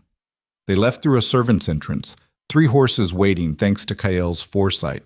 As they rode through the gates, Alira looked back once at Blackridge Keep, at the castle she'd called home for 3 years. Somewhere inside, Darius was completing his bonding to Serena. Somewhere inside, nobles were congratulating him on his strategic alliance. And somewhere inside, Serena was already planning her next move, already calculating how to turn this victory into total domination. Alira turned away, facing north, facing the unknown. She'd come to this kingdom with nothing and left with nothing. But somehow, impossibly, she felt lighter than she had in months, because she was finally free of the illusion that love and loyalty mattered in a world built on power, because she'd finally accepted what she needed to become to survive. And because somewhere deep inside, in the part of her that had survived the outer villages and every other nightmare life had thrown at her, a new resolve was forming. Cold, absolute, unshakable. Darius wanted ruthless. He was going to learn what ruthless really meant. When she came back, and she would come back, it wouldn't be as his discarded Luna begging for scraps. It would be as something far more dangerous. The ride north was brutal, pushing the horses hard to put distance between them and any pursuit Serena might send. The wound in Alira's side ached with each movement, but she gritted her teeth and kept going. Pain was just another thing to survive. They rode for 6 hours straight before Kael finally called a halt near a river crossing. Alira slid off her horse, and immediately her legs gave out, the adrenaline that had been holding her together finally draining away. Kael caught her before she hit the ground. Easy. You've lost a lot of blood. I'm fine. You're not fine. You're half dead and running on spite. Spite's kept me alive this long. He helped her to a fallen log, and she sat heavily while he checked her bandages. Blood had soaked through, dark and worrying. We need to find a healer, he said. This wound's deep. No healers, no villages. Not until we're far enough north that word won't travel back. Lyra. I'm serious, Kael. The moment we show up somewhere, people will talk. Luna Alira, stripped of her title, running from her own king. Serena will hear about it within days, and she'll send hunters. We can't stop until we're past the border clans, deep enough into neutral territory that her reach doesn't extend. You won't make it that far without proper treatment. Then I'll die trying. Better than dying in some village because we got careless." Kael's expression was grim, but he nodded. "Always were too stubborn for your own good. Learn from the best." They rested for an hour, Alira dozing fitfully while Kael kept watch. When she woke, the sun was setting, painting the sky in shades of blood and fire. How fitting. They rode through the night, following old hunting trails that Kael knew from his days as a border scout. The landscape grew rougher, more wild, civilization falling away until there was just forest and mountain and the endless dark. Somewhere around midnight, Alira's fever spiked. She knew because the world started tilting sideways, because the trees began to blur and merge, because Kael's voice sounded like it was coming from underwater. "Stay with me," he was saying. "Just a few more miles. There's a safe house, old rebel outpost from the border wars. We can hole up there, treat that wound properly." Alira tried to respond, but her tongue felt thick and useless. The darkness at the edges of her vision was spreading, creeping inward. The last thing she remembered was sliding off her horse, the ground rushing up to meet her, and Kael's arms catching her before everything went black. Hook. She woke to firelight and the smell of herbs. Her side was a mass of burning pain, and when she tried to move, a firm hand pressed her back down. "Don't," a voice said. "Not Kael's. Female. Older." Alira forced her eyes to focus and saw a woman with silver-streaked hair and knowing eyes watching her from across the small room. "Who are you?" "Someone who patches up fools who ride themselves half to death rather than accept help. Your friend brought you here 3 days ago, more dead than alive." 3 days. Alira's mind reeled. She'd lost 3 days to fever and unconsciousness. "Where's Kael?" "Getting supplies. He'll be back soon." The woman moved closer, checking the bandages on Alira's side with practiced efficiency. "You're Luna Alira, aren't you? The one King Darius cast aside for that veil woman? News traveled fast, apparently. I'm not Luna anymore. Just Alira." The woman smiled, sharp and knowing. "Names and titles are just words. What matters is who you are when everything's been stripped away." "Who are you, girl?" Alira met her eyes, and for the first time since this nightmare began, she felt something clarify inside her. "I'm the one who's going to make them all pay." "Good. Then you'll live. The ones who give up die. The ones who turn rage into purpose survive. Who are you?" The woman sat back, shadows playing across her weathered face. "Name's Vara. I run a network up here in the borderlands. Information, safe passage, the occasional revolution. When your friend showed up with you bleeding out, I figured you were worth saving. Anybody who makes Darius that nervous must be doing something right." "He's not nervous." "Oh, he is. Word is he's got scouts out looking for you, quiet-like, through back channels. Wants to make sure you're actually gone, not gathering forces or planning something stupid." "And am I? Planning something stupid?" Vera's smile widened. "I certainly hope so, because I've been waiting 20 years for someone to challenge that bastard properly. Might as well be you." Outside, Alira heard horses approaching, Kael's voice greeting someone, then his footsteps coming toward the safe house. He entered carrying supplies, relief flooding his face when he saw Alira awake. "Thank the ancestors. I thought we'd lost you. Takes more than a stab wound and a 3-day fever to kill me." "Don't tempt fate," Vera said dryly. "You came closer than you think." Kael set down the supplies and knelt beside Alira's bedroll. "We need to talk about what happens next. Vera's people have been feeding me information. Serena's already consolidating power, and Matthias Vale's troops are moving into position along the northern border, just like you predicted. How long until Darius realizes he's been played?" Vera snorted. "Could be months. Could be years. Men drunk on power are the last to see the knife coming for their back." Alira pushed herself upright despite the pain, despite Kael's protests. "If we're going to stop this, we need allies. Real ones, not just safe houses and information networks. What did you have in mind?" "The Western clans. They've never submitted fully to Darius's rule. They might be willing to back a challenge to his authority, especially if we can prove Serena's a threat to everyone, not just us."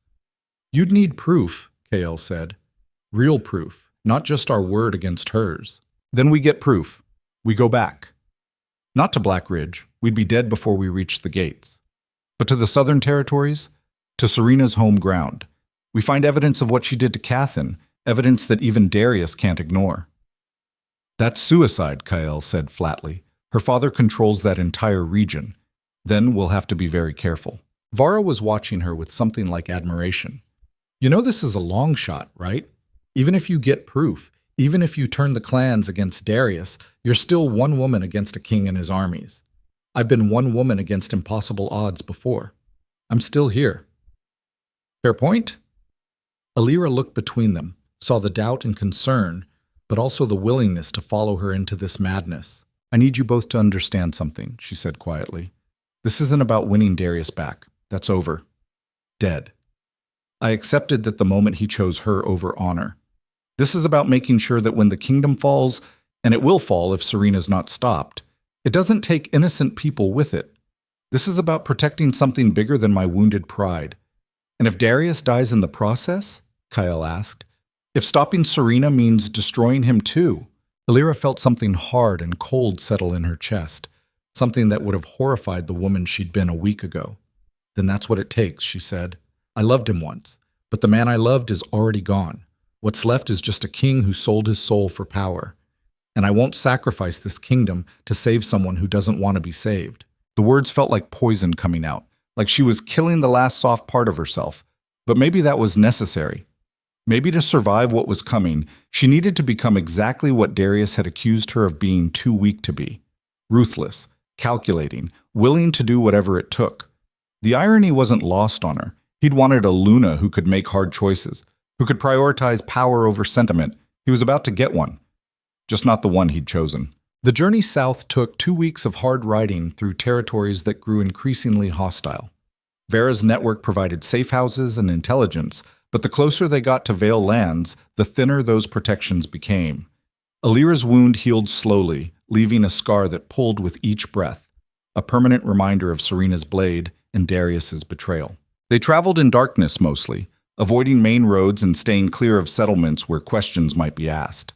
Kael had connections from his border scout days, old allies who owed favors or shared grudges against the current regime. One by one, they gathered pieces of the puzzle. A merchant who'd seen Serena's brother disposing of blood-stained clothing the night Cathin disappeared. A stable hand who'd prepared horses for a midnight ride that was never officially logged. A seamstress who'd mended torn fabric that matched what Cathin had been wearing his last day alive. Individual threads that meant nothing alone but woven together formed a damning tapestry. The problem was getting someone to care. The Southern Territories were loyal to House Vale, and Serena was their golden daughter, their path to greater power through her bonding to the king.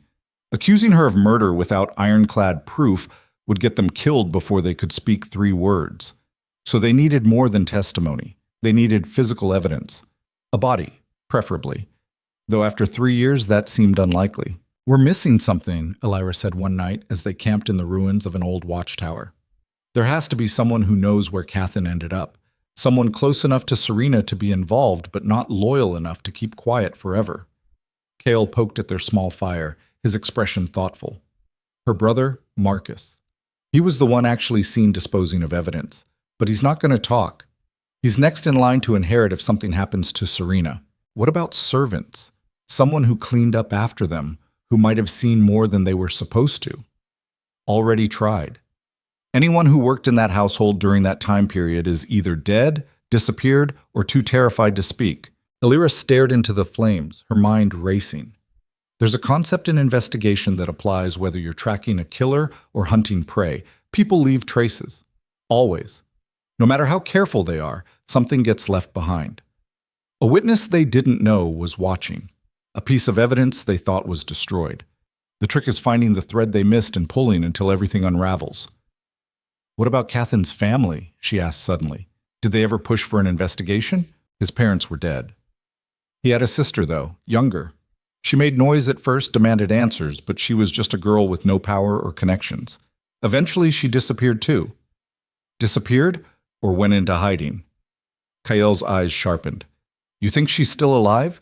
If I were her, watching my brother vanish and the woman responsible marry a king, I'd run. I'd hide. But I wouldn't stop looking for justice. I'd just wait for the right moment. That's a lot of assumptions. I've been that girl, Kael. Powerless, watching people with influence get away with everything. You don't forget that rage. You don't let it go. You bury it and wait for your chance. So where would she hide? Somewhere Serena's influence doesn't reach. Somewhere she could watch and gather information without being found. They stared at each other as the same thought occurred to them both. The border monasteries, Kael said. Neutral ground. No allegiance to any territory. And they take in refugees, no questions asked. How many are in this region? 3 within a day's ride. If she's in one of them, we'll find her.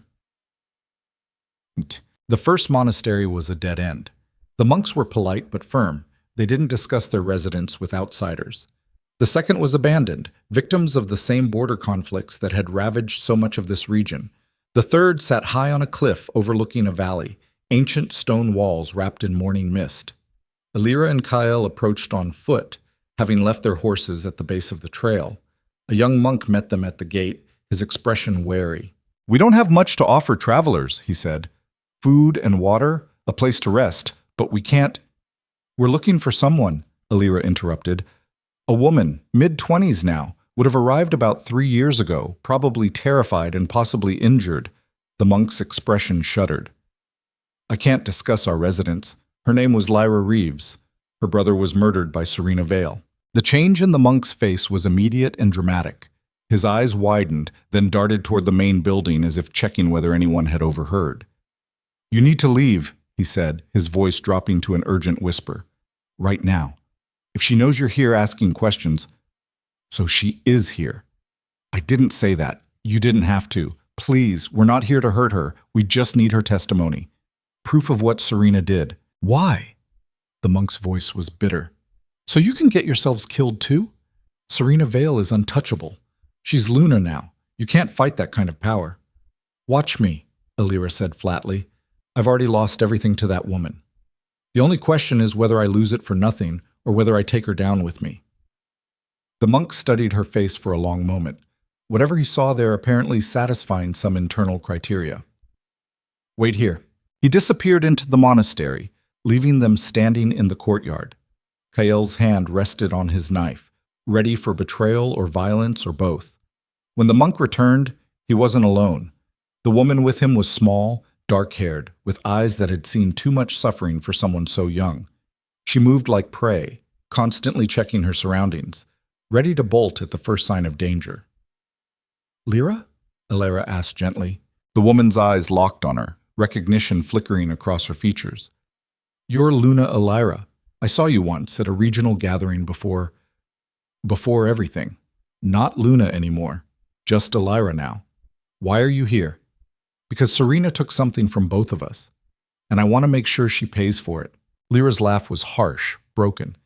"You're 3 years too late. I tried. I screamed and raged and demanded investigation. No one cared. My brother was nobody important, and Serena was Lord Vale's daughter.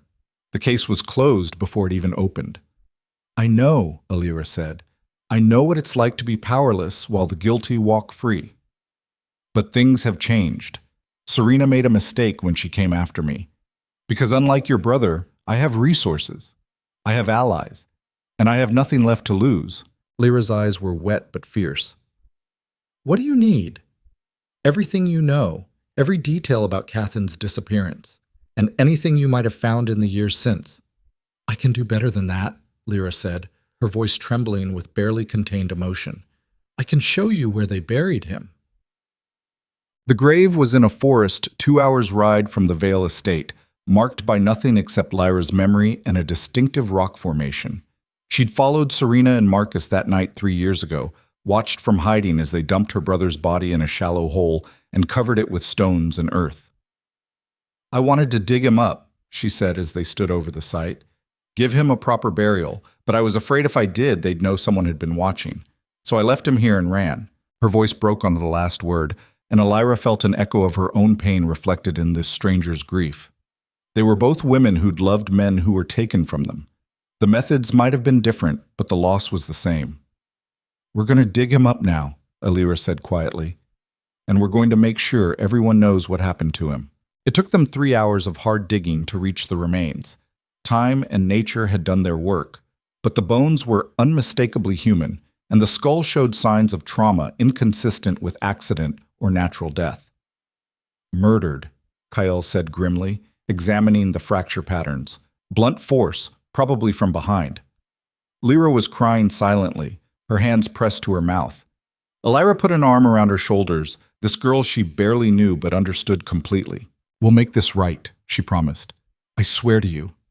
"How?" Lyra asked. "Even with this, even with proof, who's going to believe us over Luna Serena? Then we make it impossible not to believe.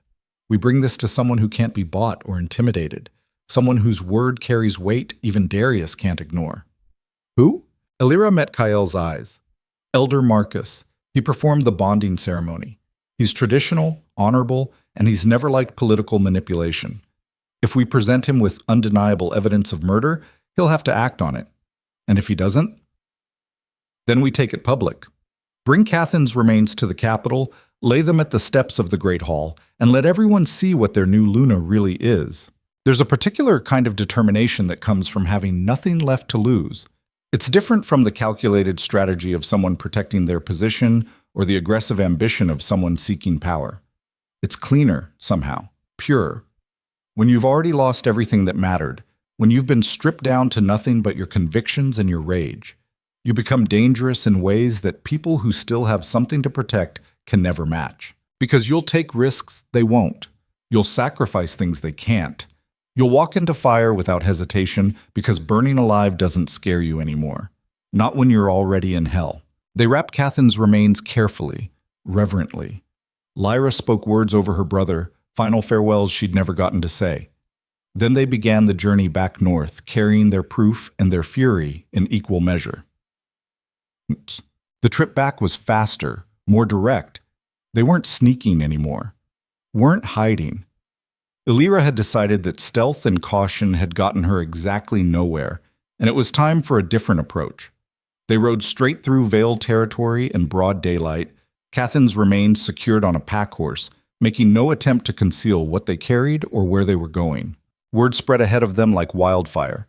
The disgraced former Luna riding north with a corpse and murder accusations. Within 2 days, they had followers, people who'd lost family members to Serena's ambition, people who'd been silenced or threatened, people who'd waited years for someone to finally challenge House Vale's stranglehold on power. By the time they reached the border between Vale lands and neutral territory, there were 50 riders behind them, a ragged army of the wronged and the angry, all looking to Elira like she was their salvation. She hadn't asked for this, hadn't planned it, but she couldn't turn them away either. At the border, they were met by a contingent of royal guards bearing Darius's colors. The captain rode forward, his face grim. "Luna Elira, I have orders to escort you to Blackridge Keep. King Darius wishes to speak with you." "Not Luna," Elira corrected. "And I'll come to Blackridge, but on my terms. I have evidence of criminal activity that needs to be presented to the council. The king's orders were specific. You're to come immediately, alone. I'm not coming alone, and I'm not coming unarmed. Either escort all of us or get out of my way." The captain's hand moved to his sword. "Those aren't the options I was given. Then you have a choice to make. Try to arrest me and fight through 50 very angry people who've been waiting years for justice. Or ride back to your king and tell him Luna Elira is coming home, and she's bringing the truth with her." The standoff lasted 30 seconds that felt like hours. Then the captain nodded slowly. "I'll inform the king, but don't expect a warm welcome. I stopped expecting anything from Darius weeks ago." The guard contingent fell in around them, not quite prisoners, but definitely not free. They rode the final day to Blackridge in tense silence, the castle growing larger on the horizon with each mile. Elira's heart was hammering, her palms slick with sweat despite the cool air.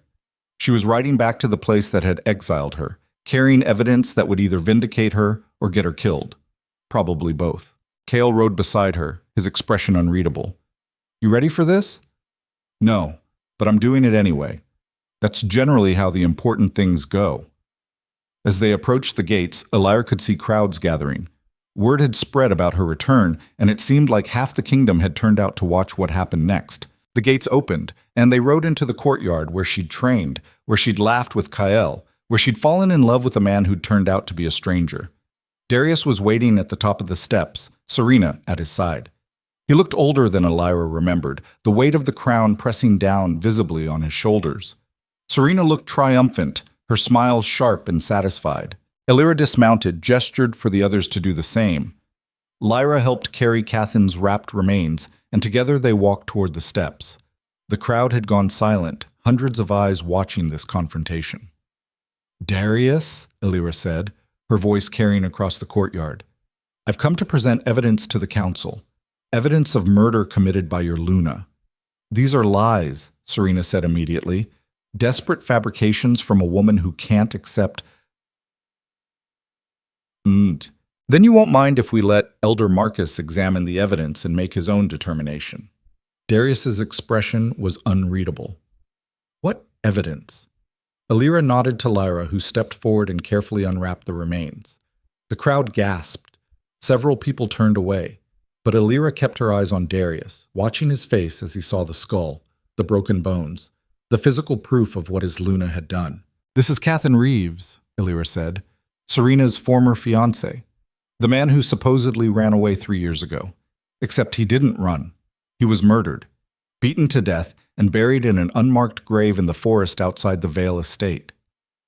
"You can't prove that," Serena said, but her voice had lost some of its confidence. "Actually, we can. We have a witness who saw you and your brother dispose of the body. We have testimony from servants about blood-stained clothes and midnight rides. And we have the remains themselves, which any physician can examine to confirm cause of death." Darius looked at Serena, and for the first time Elira saw doubt in his eyes. "Is this true?" "Of course not," Serena said. "This is clearly a setup. She probably killed someone herself just to frame me. I've been in hiding in the borderlands for weeks," Elira said flatly. "When exactly would I have had time to murder someone and let them decompose for 3 years?" Darius was silent, his jaw working, his hands clenched at his sides. "Elder Marcus," Elira called, "you're the highest authority on traditional law in this kingdom. I formally request a tribunal to examine this evidence and determine the truth of these accusations." The old man stepped forward from where he'd been standing with the other council members. His face was grave as he approached the remains, as he listened to Lyra's testimony, as he examined the documentation Kael had gathered. Finally, he turned to Darius. "By traditional law, these accusations are serious enough to warrant investigation. Until such investigation is complete, the accused should be held in custody to prevent flight or tampering with evidence." "She's Luna," Darius said. "She has immunity." "Immunity doesn't extend to murder," Marcus said firmly. "Not even for a Luna." The crowd was murmuring now, the sound building like an approaching storm. Elira could see the calculation in Darius's eyes, could see him weighing his options. Protect Serena and look complicit in murder, or allow the investigation and risk losing his alliance with House Vale. It was the kind of impossible choice that revealed what someone truly valued. "Very well," Darius said slowly. "Serena will submit to questioning, but this will be handled internally by the council, with full discretion, not turned into a public spectacle." "Too late for that," Elira said. "Half the kingdom is watching." "You wanted ruthless? You wanted a Luna who'd do anything for power? Well, you got one. And now everyone gets to see exactly what that looks like." Serena's composure finally cracked. She turned to Darius, her voice sharp with panic. "You can't seriously be considering this. I'm your mate, your Luna. You swore to protect me." "I swore to protect the kingdom," Darius said, and something in his tone made Elira's chest tighten, because it was the voice of the man she'd fallen in love with, the one who'd promised to always put duty first, even when it hurt. "If these accusations are false, the investigation will prove it. But if they're true..." "They're not true," Serena insisted. "This is political manipulation. Can't you see that?" "What I see is a body," Darius said. "What I see is evidence that needs to be examined. Guards, escort Luna Serena to secure quarters until the tribunal can be convened." "You're making a mistake," Serena hissed as the guards approached. "A fatal one. Is that a threat? It's a promise. You chose me over her. You bonded with me. You can't just change your mind now because she shows up with some convenient bones. Watch me." The guards took Serena's arms, and she fought them, her composure shattering completely into rage and violence.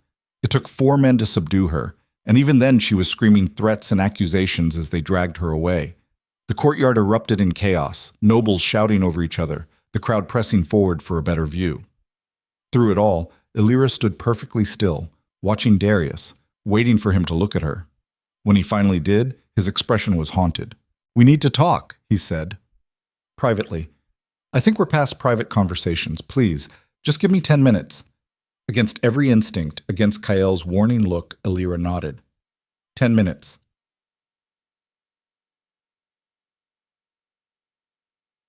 He led her to the same small chamber where they'd had their last real conversation. Weeks ago, when she'd still hoped something could be salvaged. The room felt smaller now, suffocating with memory and regret. Darius stood with his back to her, staring out the window. "I didn't know," he said quietly. "About Cathin. She told me he'd left her, that he couldn't handle her ambition. I believed her.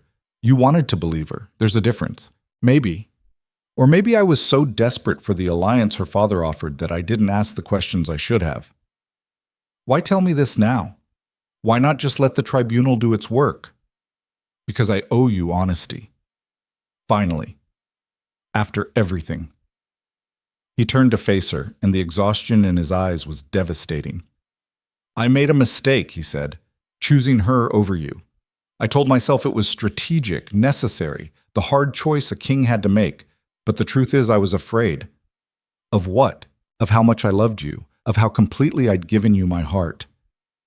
You had power over me, Illyra, real power, the kind that terrified me because if I lost you, if something happened to you, I didn't think I'd survive it, so you pushed me away first, made sure I couldn't hurt you by hurting me instead. It sounds insane when you say it like that. It is insane and cruel, and it destroyed us both. I know. I've known since the moment you walked out of that ceremony. I just couldn't admit it. Couldn't let myself believe I'd made such a catastrophic mistake." Illyra wanted to feel triumph at this admission, wanted satisfaction that he finally understood what he'd thrown away, but all she felt was empty, tired, done. "What do you want from me, Darius? Forgiveness? Understanding? Permission to feel bad about your choices? I want to know if there's any way back from this. If I dissolved the bond with Serena, if I made you Luna again." "No." The word was flat, final. Darius flinched as if she'd struck him. "Illyra, you had your chance, multiple chances, and every time you chose power over me, over us. I'm not interested in being someone's second choice or their backup plan when the first one doesn't work out. I love you. You loved the idea of me, the version that made you feel like a better man. But the real me, the one who challenged you and questioned your decisions and refused to be controlled, you threw her away the first time she became inconvenient. That's not fair. Life isn't fair. You taught me that when you stripped my title and banished me from my own home." Darius moved closer, and she could see tears in his eyes, actual tears from a man she'd never seen cry. "Tell me how to fix this. Please, I'll do anything. You can't fix it. Some things, once broken, don't go back together. You can try to glue the pieces, but the cracks always show, and every time you look at them, you remember how they got there. So that's it? We're just done? We've been done since the moment you let Serena use that blade in a formal challenge and called it a setup instead of cheating. That's when I knew the man I loved was gone." He reached for her hand and she let him take it, felt his fingers trembling against hers. "I was wrong," he said. "About everything. About what makes a strong Luna. About what I needed. About sacrificing love for power. I was wrong, I know. But knowing doesn't change what happened, doesn't erase the pain or rebuild the trust. And it definitely doesn't make me want to go back to being the woman who believed in your promises." She pulled her hand away, stepped back. "The tribunal will examine the evidence. If it proves what I think it will, Serena will be found guilty of murder. What you do with that information, whether you honor traditional law or try to protect your alliance, that's your choice. But I won't be here to watch it." "You're leaving again?" "I'm leaving permanently this time. Going west to the clans who've offered me sanctuary. Maybe I'll rebuild there. Maybe I'll start something new. But I'm done with Blackridge. Done with you." The words felt like knives coming out, but they were necessary. Clean cuts that would finally sever what was left between them. Darius looked like he wanted to argue, to beg, to somehow change her mind, but instead he just nodded slowly. "I understand. And for what it's worth, I'm sorry. Genuinely, deeply sorry for every moment of pain I caused you. I know, but sorry doesn't fix anything. It just means you finally understand what you did. She walked to the door, paused with her hand on the handle. One more thing, she said without turning around. When the truth about Serena comes out, when you realize just how thoroughly she played you, don't make the mistake of thinking you were innocent in this. You chose her knowing she was dangerous. You just thought you could control the danger and aim it at your enemies. Remember that when it turns on you. Then she walked out, leaving him alone with his regrets and his crumbling kingdom. The tribunal convened the next morning in the great hall, every seat filled, people standing shoulder to shoulder along the walls. This was history in the making, and no one wanted to miss it. Elira sat in the witness section with Kael and Lyra, watching as Elder Marcus called the proceedings to order. Serena was brought in under guard, her hands bound, her usual composure replaced with barely controlled fury. She glared at Elira with such venom that several people nearby actually shifted away. The evidence was presented methodically. The remains, the witness testimony, the financial records showing payoffs, the timeline that placed Serena and her brother at the scene. Serena's defense was weak, full of accusations and deflections, but short on actual counter-evidence. Her lawyer argued that the investigation was politically motivated, that Elira had manufactured everything out of jealousy and revenge. But the bones didn't lie. The fracture patterns didn't lie. And when the physician testified that Catherine Reeves had died from blunt force trauma consistent with murder, the hall went deathly silent. Elder Marcus consulted with the other judges for 20 minutes that felt like hours. Then he stood, his face grave. This tribunal finds that the evidence presented is credible and substantive. The remains have been identified as Catherine Reeves through dental records and personal effects found with the body. The cause of death has been determined to be homicide, and the testimony of witnesses, combined with physical evidence, places the accused at the scene of the crime during the relevant time frame. He paused, looking directly at Serena. Luna Serena Vale, this tribunal finds you guilty of murder. By traditional law, the penalty is death by combat or exile. As you are bonded to our king, the final determination of sentence falls to him. All eyes turned to Darius, who sat at the head table looking like he'd aged a decade in a day. Serena was staring at him, her expression a mixture of disbelief and calculation. "You can't let them do this," she said. "I'm your Luna, your mate. You bonded with me. You murdered an innocent man," Darius said quietly. "Lied to me about it. Used me to escape justice. It was necessary. He was going to expose my father's dealings, ruin everything we'd built. I did what had to be done. You killed someone because he inconvenienced you. I survived. That's what you said you wanted, someone ruthless enough to make hard choices. Not like this, never like this." He stood, and the hall fell silent. "The bond between myself and Serena Vale is hereby dissolved.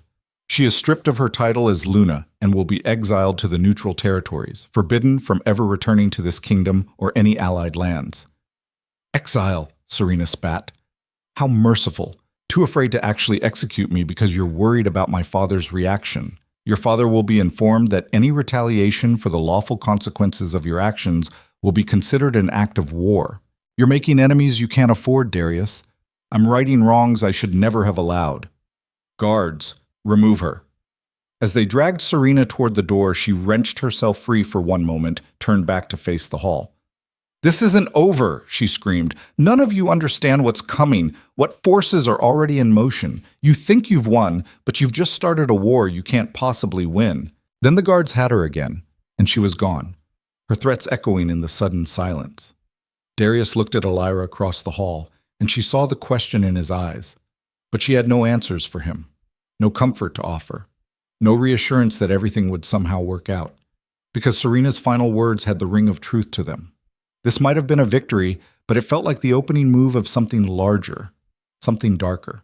And Elira had the terrible certainty that before this was over, everyone in this hall was going to bleed. Chikit. That night, Elira prepared to leave Blackridge for the final time. Her belongings were minimal. She'd learned to travel light, to not attach herself to possessions when survival meant staying mobile. Kael was coordinating with the Western clans, arranging sanctuary and safe passage. Lyra had decided to come with them, having nowhere else to go and no desire to return to the Vale territories. As Alira finished packing, there was a knock on her door. She opened it to find Lord Garrett, his expression troubled. "A word, Luna?" "Just Alira," she reminded him gently. "But yes, come in." He entered, looking around the sparse chamber with something like sadness. "The council wants you to stay," he said. "Take back your position as Luna. The bond with Serena has been dissolved, and there's strong support for reinstating you. Darius approves this? He proposed it. Says you were right about everything, that he needs you. And what do you think?" Garrett was quiet for a moment. "I think this kingdom is heading toward a crisis. Matthias Vale isn't going to accept his daughter's exile quietly. He's already pulling his troops back, already making noise about broken alliances and betrayed trust. So you need me to help clean up the mess. We need a Luna who has the strength and the wisdom to navigate what's coming. You proved you have both. I also proved that I'm not willing to compromise my principles for political convenience. That hasn't changed. Maybe that's exactly what we need right now. Someone who won't bend." Alira looked at this man who'd been one of her few allies, who'd stood with her when it cost him. "I appreciate the offer. Truly. But I can't go back to being Darius's Luna. That bond is broken in ways that can't be repaired. And staying here, trying to pretend otherwise, would poison everything, even if it means the kingdom falls? The kingdom won't fall because I leave. It might fall because the people who run it have forgotten that power without honor is just tyranny with better branding." Garrett smiled sadly. "You would have made a remarkable queen." "I was a remarkable queen. For 3 years. Now I'm going to be something else. Haven't figured out what yet, but it'll be on my own terms." After he left, Alira stood at the window one last time, looking out over Blackridge. The castle that had been her home and her prison. The place where she'd found love and lost everything. Tomorrow she'd ride west. Tomorrow she'd start over. But tonight, she was just a woman saying goodbye to the life she'd fought for and the man who'd thrown it all away. Dawn came too fast and too slow. Alira met Kael and Lyra in the courtyard where their horses waited. A small crowd had gathered, servants mostly, people who'd served alongside her, who'd seen her rise from nothing. Mira was there, crying openly. "Safe travels, my lady. And thank you for showing us that common blood doesn't mean common worth." Alira hugged her, this girl who'd been loyal when loyalty was dangerous. "Be strong," she whispered, "and don't let anyone tell you you're less than you are." She mounted her horse, ready to ride out, when Darius appeared at the top of the steps. He looked terrible. Hadn't slept, clearly. Maybe hadn't slept in days. "Alira, wait!" She stayed mounted but didn't move closer. "What is it?" He came down the steps, stopped a few feet from her horse. "I know you won't stay. I understand why. But before you go, I need to tell you something. Then tell me. The Western clans are mobilizing. We've had reports of unusual troop movements, alliances forming between groups that have historically been enemies. And there's been contact between them and Matthias Vale. You think they're planning a coordinated attack? I think Serena's exile triggered something that was already being planned. And when it comes, we won't be ready. That sounds like a problem for the king and his advisors." Darius's expression was pained. "Alira, I know I have no right to ask anything of you, but people are going to die. Innocent people caught in the middle of a war they didn't start. So stop it. Use diplomacy. That's what kings are supposed to do. Diplomacy requires leverage. Right now, I have none. The Western clans don't fear me. They don't respect me. But you, they respect. You survived their trials, earned their acknowledgement. If you spoke to them, if you negotiated on behalf of the kingdom, now you want me to save your kingdom after you threw me out of it? I'm asking you to save people who had nothing to do with my mistakes. Children, families, the same people you fought for when you were Luna. There's a particular cruelty in asking someone to save the thing that destroyed them, in demanding they put themselves at risk for people who stood by and watched them suffer. It would be easier to say no, to ride away and let Darius face the consequences of his choices alone. But Alira had never been someone who could turn away from suffering just because it was convenient. That capacity for empathy, for caring even when it hurt, it was both her greatest strength and her most painful weakness. "I'll think about it," she said finally. "But I'm not promising anything, and if I do help, it's for them, not for you. I understand. Do you? Because I need you to really understand, Darius. We're done. Whatever happens from here, whether I stay or go, whether I help or walk away, we're done. There's no going back, no reconciliation, no second chance at what we had. His face crumpled with grief so raw it was almost obscene to witness. I know, he said hoarsely, and I'll spend the rest of my life regretting that I threw away the best thing that ever happened to me. Good. Because that regret is all you get to keep of us. She turned her horse toward the gate, Kyle and Lyra falling in beside her. Behind them, Black Ridge Keep rose against the morning sky, beautiful and deadly, and fading into memory with each step. At the gate, Alira paused, looked back one final time at the castle, a Darius still standing in the courtyard watching her leave. And then she rode through, into the unknown, toward a future that was terrifying and free in equal measure. The western land spread before them, wild and untamed. Somewhere out there, armies were gathering. Alliances were forming. War was coming whether she wanted it or not. The question was whether she'd face it as a peacemaker or a warrior. As someone trying to save what was left of the kingdom she'd loved, or someone finally letting it burn. Alira didn't know the answer yet, but she knew that whatever choice she made, it would be hers alone. No one else's agenda, no one else's ambition, just Alira Thorne, former Luna, survivor, woman who'd been broken and had chosen to rebuild herself into something new, something dangerous, something unstoppable. The horizon beckoned, and she rode toward it without looking back again. Behind her, Blackridge's bells began to toll. A warning of approaching danger, a call to arms, the sound of an empire beginning to crack. And ahead, past the mountains and the borderlands, past the territories she'd left behind, smoke rose in dark columns against the sky.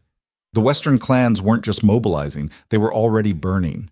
The smoke on the horizon grew thicker as they rode west, and by midday the smell of burning villages reached them on the wind. Alira pushed her horse harder, her heart hammering against her ribs with a dread she couldn't name.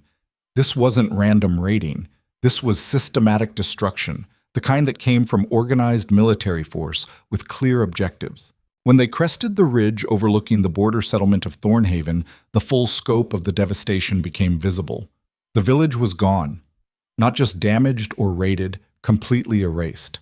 Buildings reduced to smoking foundations, fields scorched black, bodies lying in the streets where they'd fallen. And in the center of it all, a banner flying in colors Alira recognized immediately.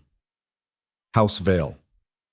Matthias didn't waste time, Kyle said grimly. This is retaliation for Serena's exile. This is genocide, Alira corrected, her voice hollow. He's sending a message that anyone who stands against House Vale will be obliterated.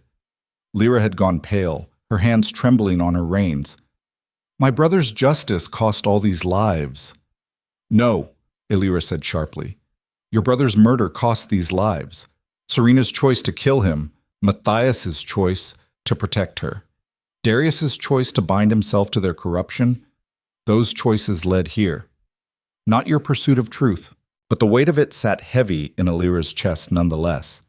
She'd pushed for the tribunal knowing there would be consequences, had believed that justice mattered more than political convenience, and now she was staring at the price innocent people had paid for her convictions. There's a cruel mathematics to leadership that no one talks about in the songs and stories.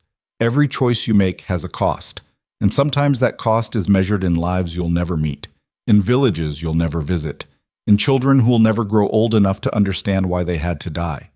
The hardest part isn't making the choice, it's living with yourself afterward, carrying the weight of those deaths, and not letting it crush you into paralysis or drive you into recklessness.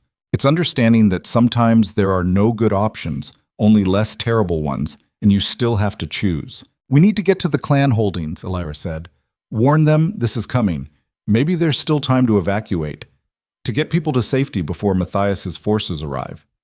And if there's not, Kyle asked, if we're already too late, then we fight, because I'm done running. The Stormwind clan held the largest settlement in the Western Territories, a fortified town built into the side of a mountain with natural defensive advantages and a population of nearly 3,000. Their chieftain, Rokan Stormwind, had been one of the few who'd acknowledged Alira's claim as Luna during her initial rise to power. He'd respected her survival story, her refusal to back down from challenges. Now she rode into his territory carrying news of approaching annihilation. The clan guards recognized her immediately, and within an hour she was standing in Rokan's hall, a massive stone chamber lined with weapons and battle trophies from centuries of conflict. Rokan himself was a giant of a man, scarred and graying, but still radiating the kind of power that came from decades of leading warriors. He listened to Alira's report without interruption, his expression growing darker with each word. "How many troops does Matthias have?" he asked when she finished. "Estimates put it at 5,000, Kael said. "Professional soldiers, well-armed, experienced in coordinated assault. And we have maybe 1,500 fighters across all the Western clans, if we can convince them to unite." Rokan's jaw tightened. "Those aren't good odds." "No. But sitting here waiting to be slaughtered isn't much of a strategy either." "You're suggesting we attack first? Take the fight to them?" "I'm suggesting we do what Darius should have done months ago, form real alliances, not political conveniences. The Western clans have always been fractured, fighting each other over territory and resources. But if Matthias succeeds here, if he destroys you, he won't stop. He'll keep pushing, keep conquering, until he controls everything from the mountains to the sea." Rokan studied her face. "And what's your stake in this, Alira? You're not Luna anymore. You could ride north, disappear into neutral territory, let the rest of us kill each other over kingdoms and pride. I could. Probably should. But I've spent too many years watching people suffer while leaders play political games. I'm tired of it. And maybe if we can stop Matthias here, prove that united clans can stand against organized military power, we create something better than what came before." "You're talking about revolution." "I'm talking about survival. Call it whatever makes you comfortable." Rokan laughed, a harsh sound like grinding stone.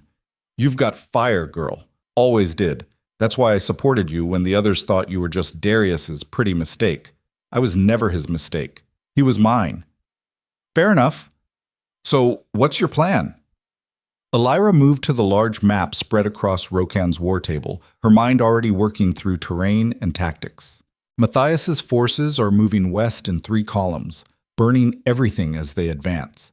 They're trying to terrorize us into submission, make us too afraid to fight back. But that strategy requires keeping those columns spread out, maintaining a wide front to cover maximum territory. "Which makes them vulnerable to concentrated attack," Kael said, seeing where she was going. "If we can hit one column hard enough, fast enough, we eliminate a third of their force before they can regroup." Rokan leaned over the map. "The central column is moving through the Blackwood Pass. Narrow terrain, limited mobility. If we could bottleneck them there..." "We'd need every fighter from every clan," Alira interrupted, "and we'd need them coordinated, following a unified command structure. Can you make that happen? The Western clans don't follow anyone. We barely tolerate each other. Then make them understand that pride is a luxury we can't afford right now. Either we stand together or we die separately. Those are the only options." Rokan's expression was thoughtful, calculating. "You'd lead this? Coordinate the defense?" "I'd advise. You'd lead. These are your people, your territory. They'll follow you in ways they never would an outsider." "And Darius? What about Blackridge's forces? Are they coming to help?" Alira's expression hardened. "I don't know. And I'm not waiting to find out. If Darius sends reinforcements, we'll use them. If he doesn't, we fight anyway. You really are done with him, completely." Rokan nodded slowly. "Then we're agreed. I'll send riders to the other clans, call a war council, but Alira, even if everyone agrees, even if we execute this perfectly, a lot of people are going to die. I know, but at least they'll die fighting instead of burning in their homes." Dick. The war council convened 2 days later in a clearing that had historically served as neutral ground between clans. 11 chieftains came, representing every major settlement in the Western territories. Some Alira knew by reputation. Others were strangers, their faces hard with suspicion and barely concealed hostility. Rokan opened the proceedings, laying out the threat in stark terms. Matthias Vele's forces, the burned villages, the approaching columns, the choice between unified defense or individual annihilation. "And why should we trust her?" one chieftain demanded, pointing at Alira. "She's Darius's cast-off. For all we know, this is a trap, a way to get us all gathered in one place so Blackridge can finish us." If Darius wanted you dead, Elira said coldly, he'd have done it years ago when you were all still fighting each other over scraps. I'm here because Matthias Vale is a threat to everyone, and I'm one of the few people who's actually fought him politically and won. You didn't win, another chieftain said. You got exiled. I survived, which is more than you'll do if you keep arguing while an army marches toward your homes. The chieftain bristled, but before he could respond, an older woman stood. Elira recognized her as Mara Ironwood, leader of the northern clan, someone with a reputation for brutal pragmatism. The girl's right, Mara said. We can argue about trust and politics after we're not facing extinction. Right now we need a plan, so let's hear it. Elira moved to the map they'd laid out on a makeshift table, pointing to the Blackwood Pass. Matthias's central column will reach here in 4 days. It's his largest force, roughly 2,000 soldiers. The pass is narrow with high walls on both sides. Perfect ambush terrain. We don't have 2,000 fighters, someone objected. We don't need 2,000. We need 500 archers on the ridges and another 300 in close combat squads to finish anyone who survives the initial volley. That's suicide. Even with the terrain advantage, we'd be outnumbered 3-1. Yes. Which is why we need to make them think we have more. We need decoys, diversions, anything that makes Matthias's commander hesitate and slow his advance through the pass. Kale stepped forward. I can coordinate the archer placements. I know this terrain, know the sight lines. We maximize coverage, minimize exposure. And the close combat squads? Roken asked. I'll lead them, Elira said. We hit fast and brutal, target their command structure, create chaos. The goal isn't to win a pitched battle, it's to break their formation and force a retreat. The chieftains exchanged glances, silent communications passing between them. Finally, Mara spoke again. If we do this, if we commit our fighters to this ambush, we're betting everything on one engagement. If it fails, our clans will be defenseless. If you don't do this, Matthias destroys you one settlement at a time. This way, at least you're choosing how you fight. Another long silence. Then, one by one, the chieftains began to nod. We're with you, Roken said. All of us. But understand this, Elira. If you're wrong, if this plan fails, our people's blood is on your hands. It already is. All I can do is make sure their deaths aren't meaningless. The next 4 days were a blur of preparation. Fighters poured into the staging area near Blackwood Pass, a ragtag army of clan warriors who'd never fought together, who barely trusted each other, who had to be forged into something resembling a coordinated force in less time than it took to properly train a single unit. Elira worked alongside Kyle and the chieftains, running drill after drill, coordinating signals, establishing fallback positions. At night, she barely slept, her mind racing through scenarios and contingencies, looking for the fatal flaw in her plan that would get everyone killed. On the third night, Lyra found her sitting alone on a ridge overlooking the pass, staring at the stars. You should rest, the younger woman said gently. Tomorrow's going to be brutal. Can't. Every time I close my eyes, I see the bodies at Thornhaven, see what's coming if we fail. Lyra sat beside her, quiet for a moment. Do you think we can win? Honestly, I don't know. The terrain's in our favor, and surprise is worth 10 times our actual numbers. But Matthias's soldiers are professionals. They've trained for this. Most of our fighters are farmers and hunters who know how to handle weapons, but have never been in real battle. So we're probably going to lose. Probably.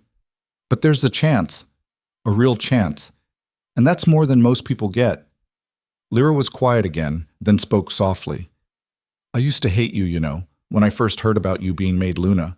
I thought you were just another noble playing at power, someone who'd never known real suffering. And now? Now I think you're the bravest person I've ever met. Because you keep choosing to fight even when walking away would be easier, even when fighting might get you killed. Elira felt her throat tighten. I'm not brave, I'm just too stubborn to quit. Maybe that's what bravery is. Not the absence of fear, but being afraid and doing it anyway. Down in the camp, someone started singing. An old battle song, one Elira recognized from her childhood in the outer villages. Others joined in, rough voices harmonizing in the darkness, the sound carrying across the pass like a promise or a prayer. Elira closed her eyes and let the music wash over her, let it fill the hollow places fear had carved out. Tomorrow, they'd fight. Tomorrow, people would die. But tonight, They were alive, united, singing into the darkness like their voices alone could hold back the coming storm. Attack. The day of the ambush dawned cold and clear, the kind of perfect weather that felt obscene given what was about to happen. Alira stood with the close combat squad, 300 fighters armed with short swords and axes, positioned in concealed positions along the pass floor.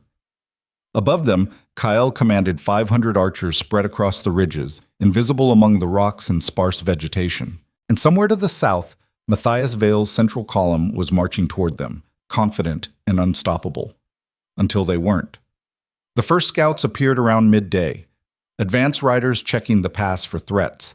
They saw nothing amiss, just an empty canyon, harmless and open. They signaled the all clear and rode back to the main column. 30 minutes later, the army entered the pass. 2,000 soldiers in tight formation, their armor gleaming, their banners proud. They moved with the casual confidence of men who'd never been seriously challenged, who believed their superior numbers and training made them invincible. Alira watched them come, her heart hammering so hard she thought it might crack her ribs. Beside her, warriors were breathing hard, some praying silently, some just staring at the approaching force with wide eyes. "Hold," she whispered. "Not yet. Let them commit fully to the pass." The army kept coming, the canyon filling with soldiers, until nearly 3/4 of their force was boxed in by the high walls. Alira raised her hand, waiting for the perfect moment. The moment when retreat would be as difficult as advance. The moment when surprise would be absolute. Then she dropped her hand. The signal arrow shot into the sky, bright red against the blue, and hell erupted. 500 arrows flew from the ridges in coordinated volleys, a rain of death that fell on soldiers who had nowhere to hide. Men screamed, fell, trampled each other trying to escape. Officers shouted orders that were lost in the chaos. Second volley. Third. The archers were merciless, systematic, turning the pass floor into a killing field. And then Alira was charging, leading her squad out of concealment, hitting the disorganized soldiers while they were still reeling from the arrow barrage. It wasn't combat, it was slaughter. Brutal, efficient, necessary. Alira's blade found flesh again and again, her movements automatic, divorced from conscious thought. She'd trained for this, practiced killing since she was barely old enough to hold a weapon. But training and reality were different things, and the smell of blood, the sound of dying men, the weight of taking life after life, that was something no amount of preparation could make easy. A soldier came at her, sword raised, and she ducked under his swing, drove her blade up through his ribs, felt the hot spray of blood across her face, pulled the weapon free, spun, blocked another attack, countered with a slash that opened the attacker's throat. Around her, clan warriors were fighting with desperate ferocity. They were outnumbered, outmatched in training, but they had rage and terror and the knowledge that losing meant watching their families burn. The battle, if it could even be called that, lasted maybe 20 minutes. Then the surviving Vale soldiers were retreating, running back the way they'd come, leaving their dead and wounded behind. Alira stood in the center of the carnage, breathing hard, covered in blood and mud and other people's deaths. Around her, warriors were cheering, celebrating their victory, but all she felt was hollow. There's something profoundly alienating about violence, even necessary violence. It changes you in ways that can't be undone.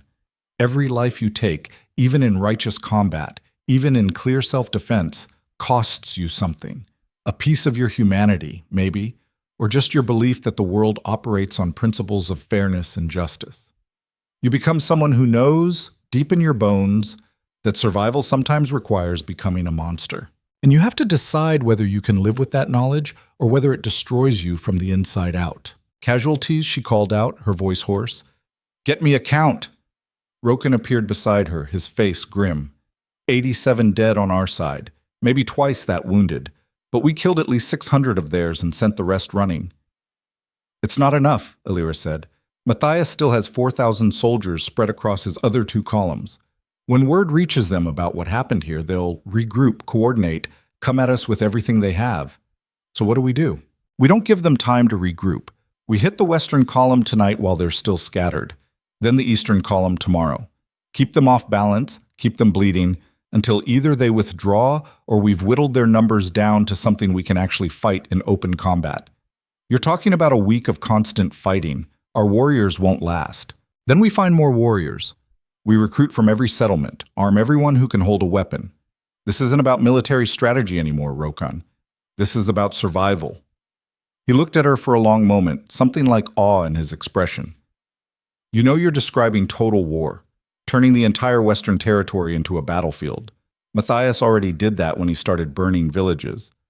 I'm just making sure we fight back instead of dying quietly." Tak.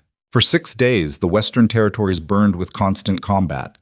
Alira's forces, because that's what they'd become, her forces, struck fast and brutal, hitting Matthias's columns before they could consolidate, forcing them into defensive positions, bleeding them with constant harassment. It worked. Barely. Matthias's troops were professional, but they were also far from their supply lines, fighting in hostile territory against an enemy that refused to engage in the kind of pitched battle they were trained for. On the 7th day, exhausted scouts brought word that Matthias himself had arrived with reinforcements. 2,000 fresh soldiers, well-rested and ready for vengeance. And behind them, flying Blackridge colors, another force of equal size. Darius had finally sent help. The two armies met in a valley that would later be called the Field of Ash, a name earned from the scorched earth tactics both sides had employed. Alira stood at the head of her ragged army, barely 3,000 fighters who'd survived the week of constant combat, many wounded, all exhausted. Across the field, Matthias Vale sat on his horse, imposing and untouchable in full battle armor, and beside him, looking somehow smaller than Alira remembered, was Darius. They rode forward under a parley flag, stopping 50 yards from Alira's position. She walked out to meet them alone, ignoring Kael's protests. Matthias spoke first, his voice carrying across the distance. "You've cost me a lot of soldiers, girl, a lot of gold, a lot of pride. I'm impressed. And now I'm going to kill you." "You're welcome to try," Alira said. "Though I should warn you, everyone else who's underestimated me has regretted it." Darius finally spoke, his voice strained. "Matthias, this can still be resolved diplomatically. Withdraw your forces, accept Serena's exile as lawful consequence of her actions, and we can negotiate reparations." "There will be no negotiations," Matthias snarled. "Your tribunal convicted my daughter based on manufactured evidence.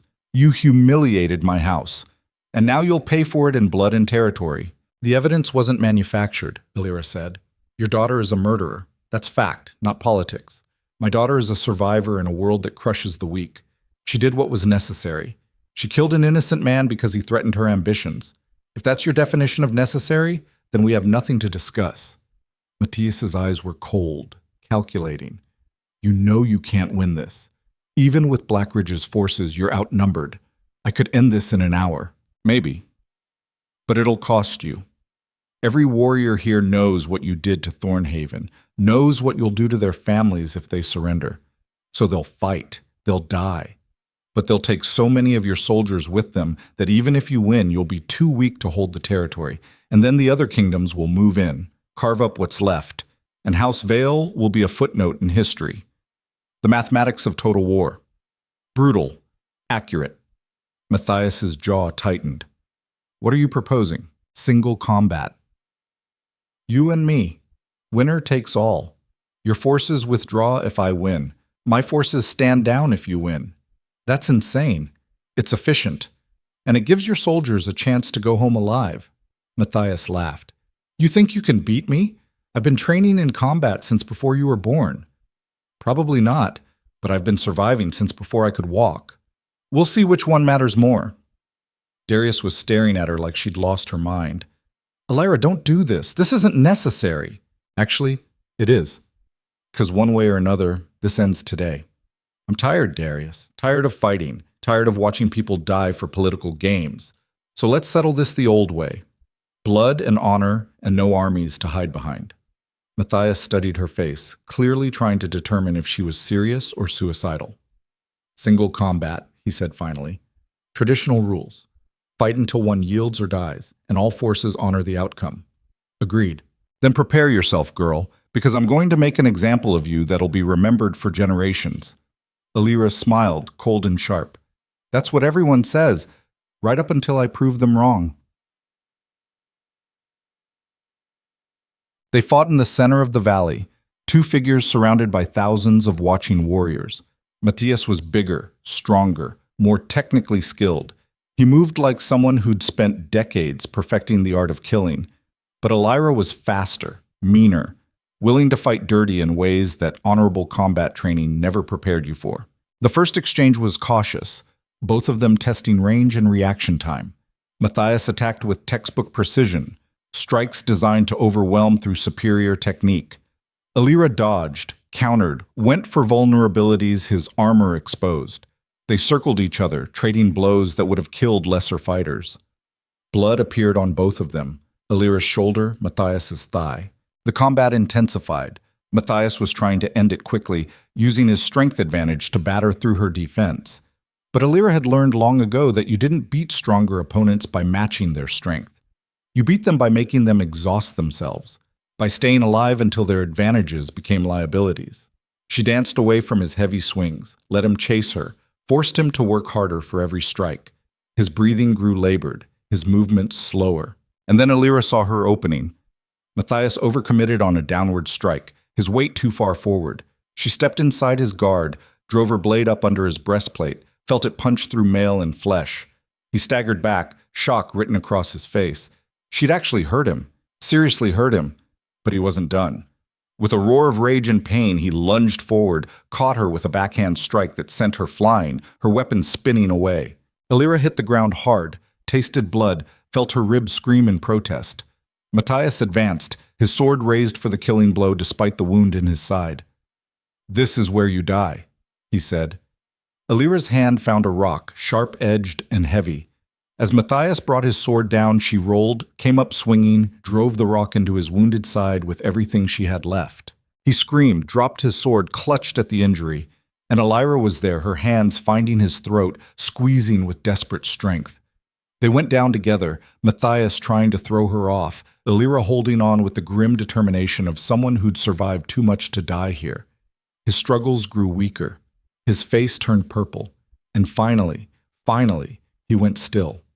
Elira released him, rolled away, lay on the ground breathing in ragged gasps while the world spun around her. Silence. Complete and absolute silence from thousands of watching warriors. Then, slowly, the cheering started. First from the Western clans, then, grudgingly, from Matthias's own soldiers who understood what single combat meant, what honor demanded.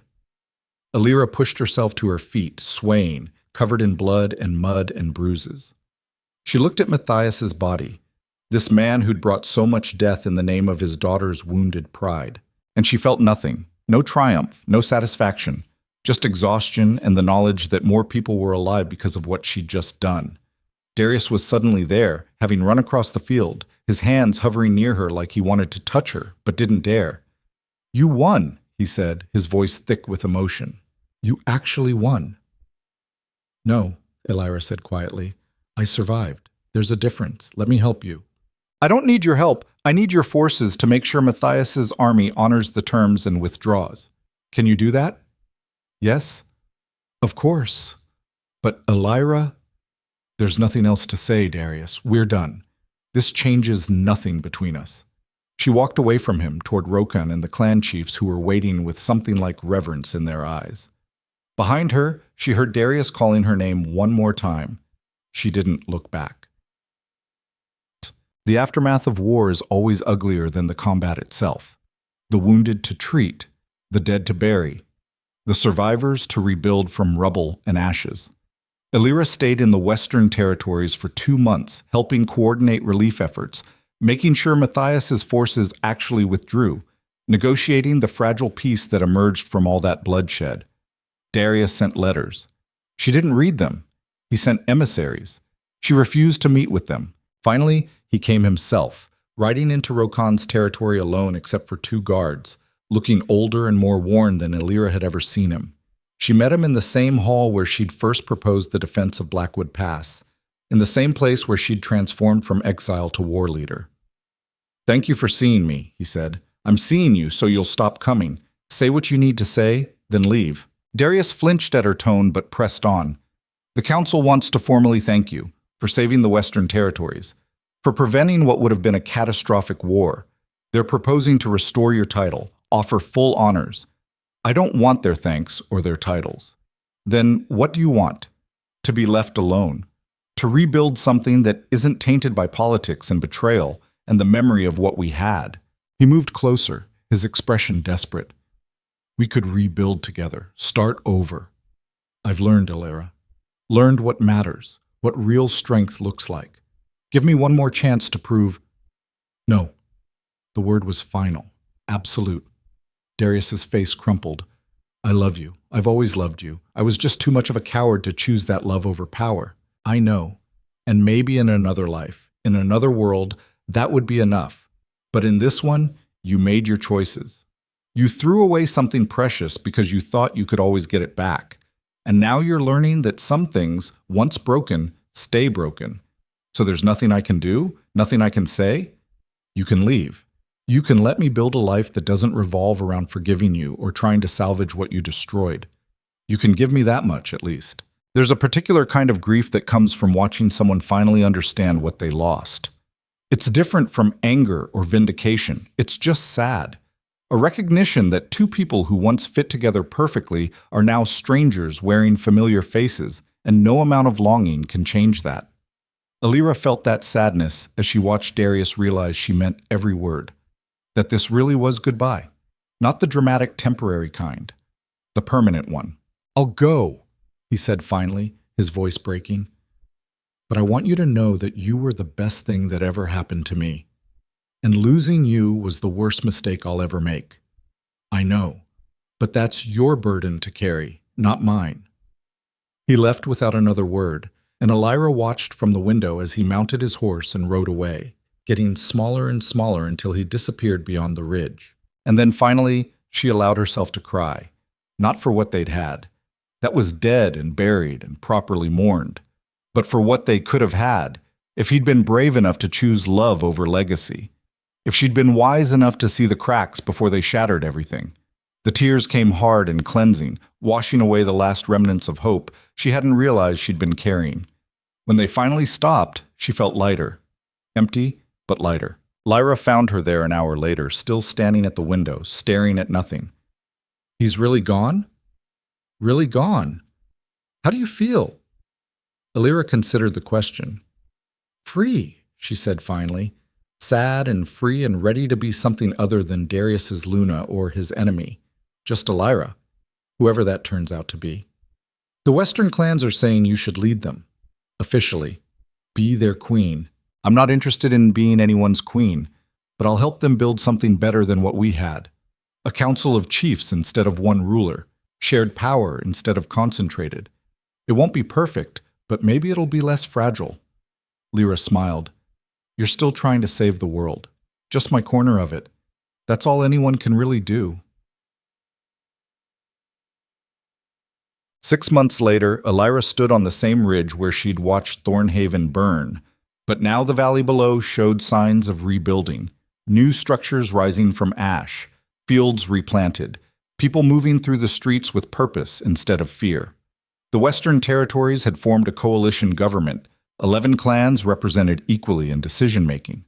It was messy and argumentative and inefficient, but it was theirs, built by consensus instead of conquest. Alara had declined any official position, but everyone knew she was the one holding the fragile alliance together. When disputes arose, they came to her. When threats emerged, they looked to her for strategy. She'd become something she'd never planned to be, a leader without title, respected not for bloodline or political marriage, but for what she'd survived and what she'd built from those ashes. Kyle approached from behind, his footsteps familiar enough that she didn't turn. Letter from Blackridge, he said. Marked urgent. Everything from Blackridge is marked urgent these days. What's Darius want now? It's not from Darius, it's from Garrett. He says the council's fracturing. Without a strong Luna to balance Darius's authority, the nobles are fragmentating into factions. He's asking if you'd consider... No, Alara interrupted. I'm not going back to save Darius from the consequences of his choices. Even if it means Blackridge falls into civil war, even then. The Western clans need me here, and I need to be somewhere that doesn't make me into something I hate. Kyle was quiet for a moment. You know people are going to keep asking, keep trying to pull you back into that world.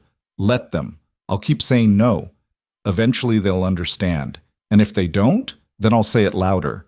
She turned to face him, this man who'd stood beside her through everything, who'd never asked for anything except the chance to keep standing there. "Thank you," she said, "for believing in me even when I didn't believe in myself." "Always," he said simply. "That's what family does." They stood together watching the sunset paint the mountains in shades of gold and crimson, and for the first time in longer than she could remember, Elira felt at peace. Not happy, exactly. The scars were too fresh for happiness, the losses too recent, but peace. The knowledge that she'd survived, that she'd fought for something that mattered, that she'd refused to let betrayal and heartbreak turn her into someone she despised. In the end, that was what real strength looked like. Not the ability to dominate or conquer, not the willingness to sacrifice principles for power, but the capacity to be broken and choose, consciously and deliberately, to rebuild yourself into something better than what you were. Darius had wanted a Luna who was ruthless enough to make hard choices.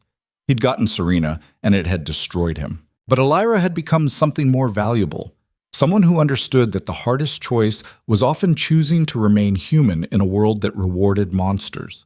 Someone who'd learned that you could be strong without being cruel, fierce without being heartless.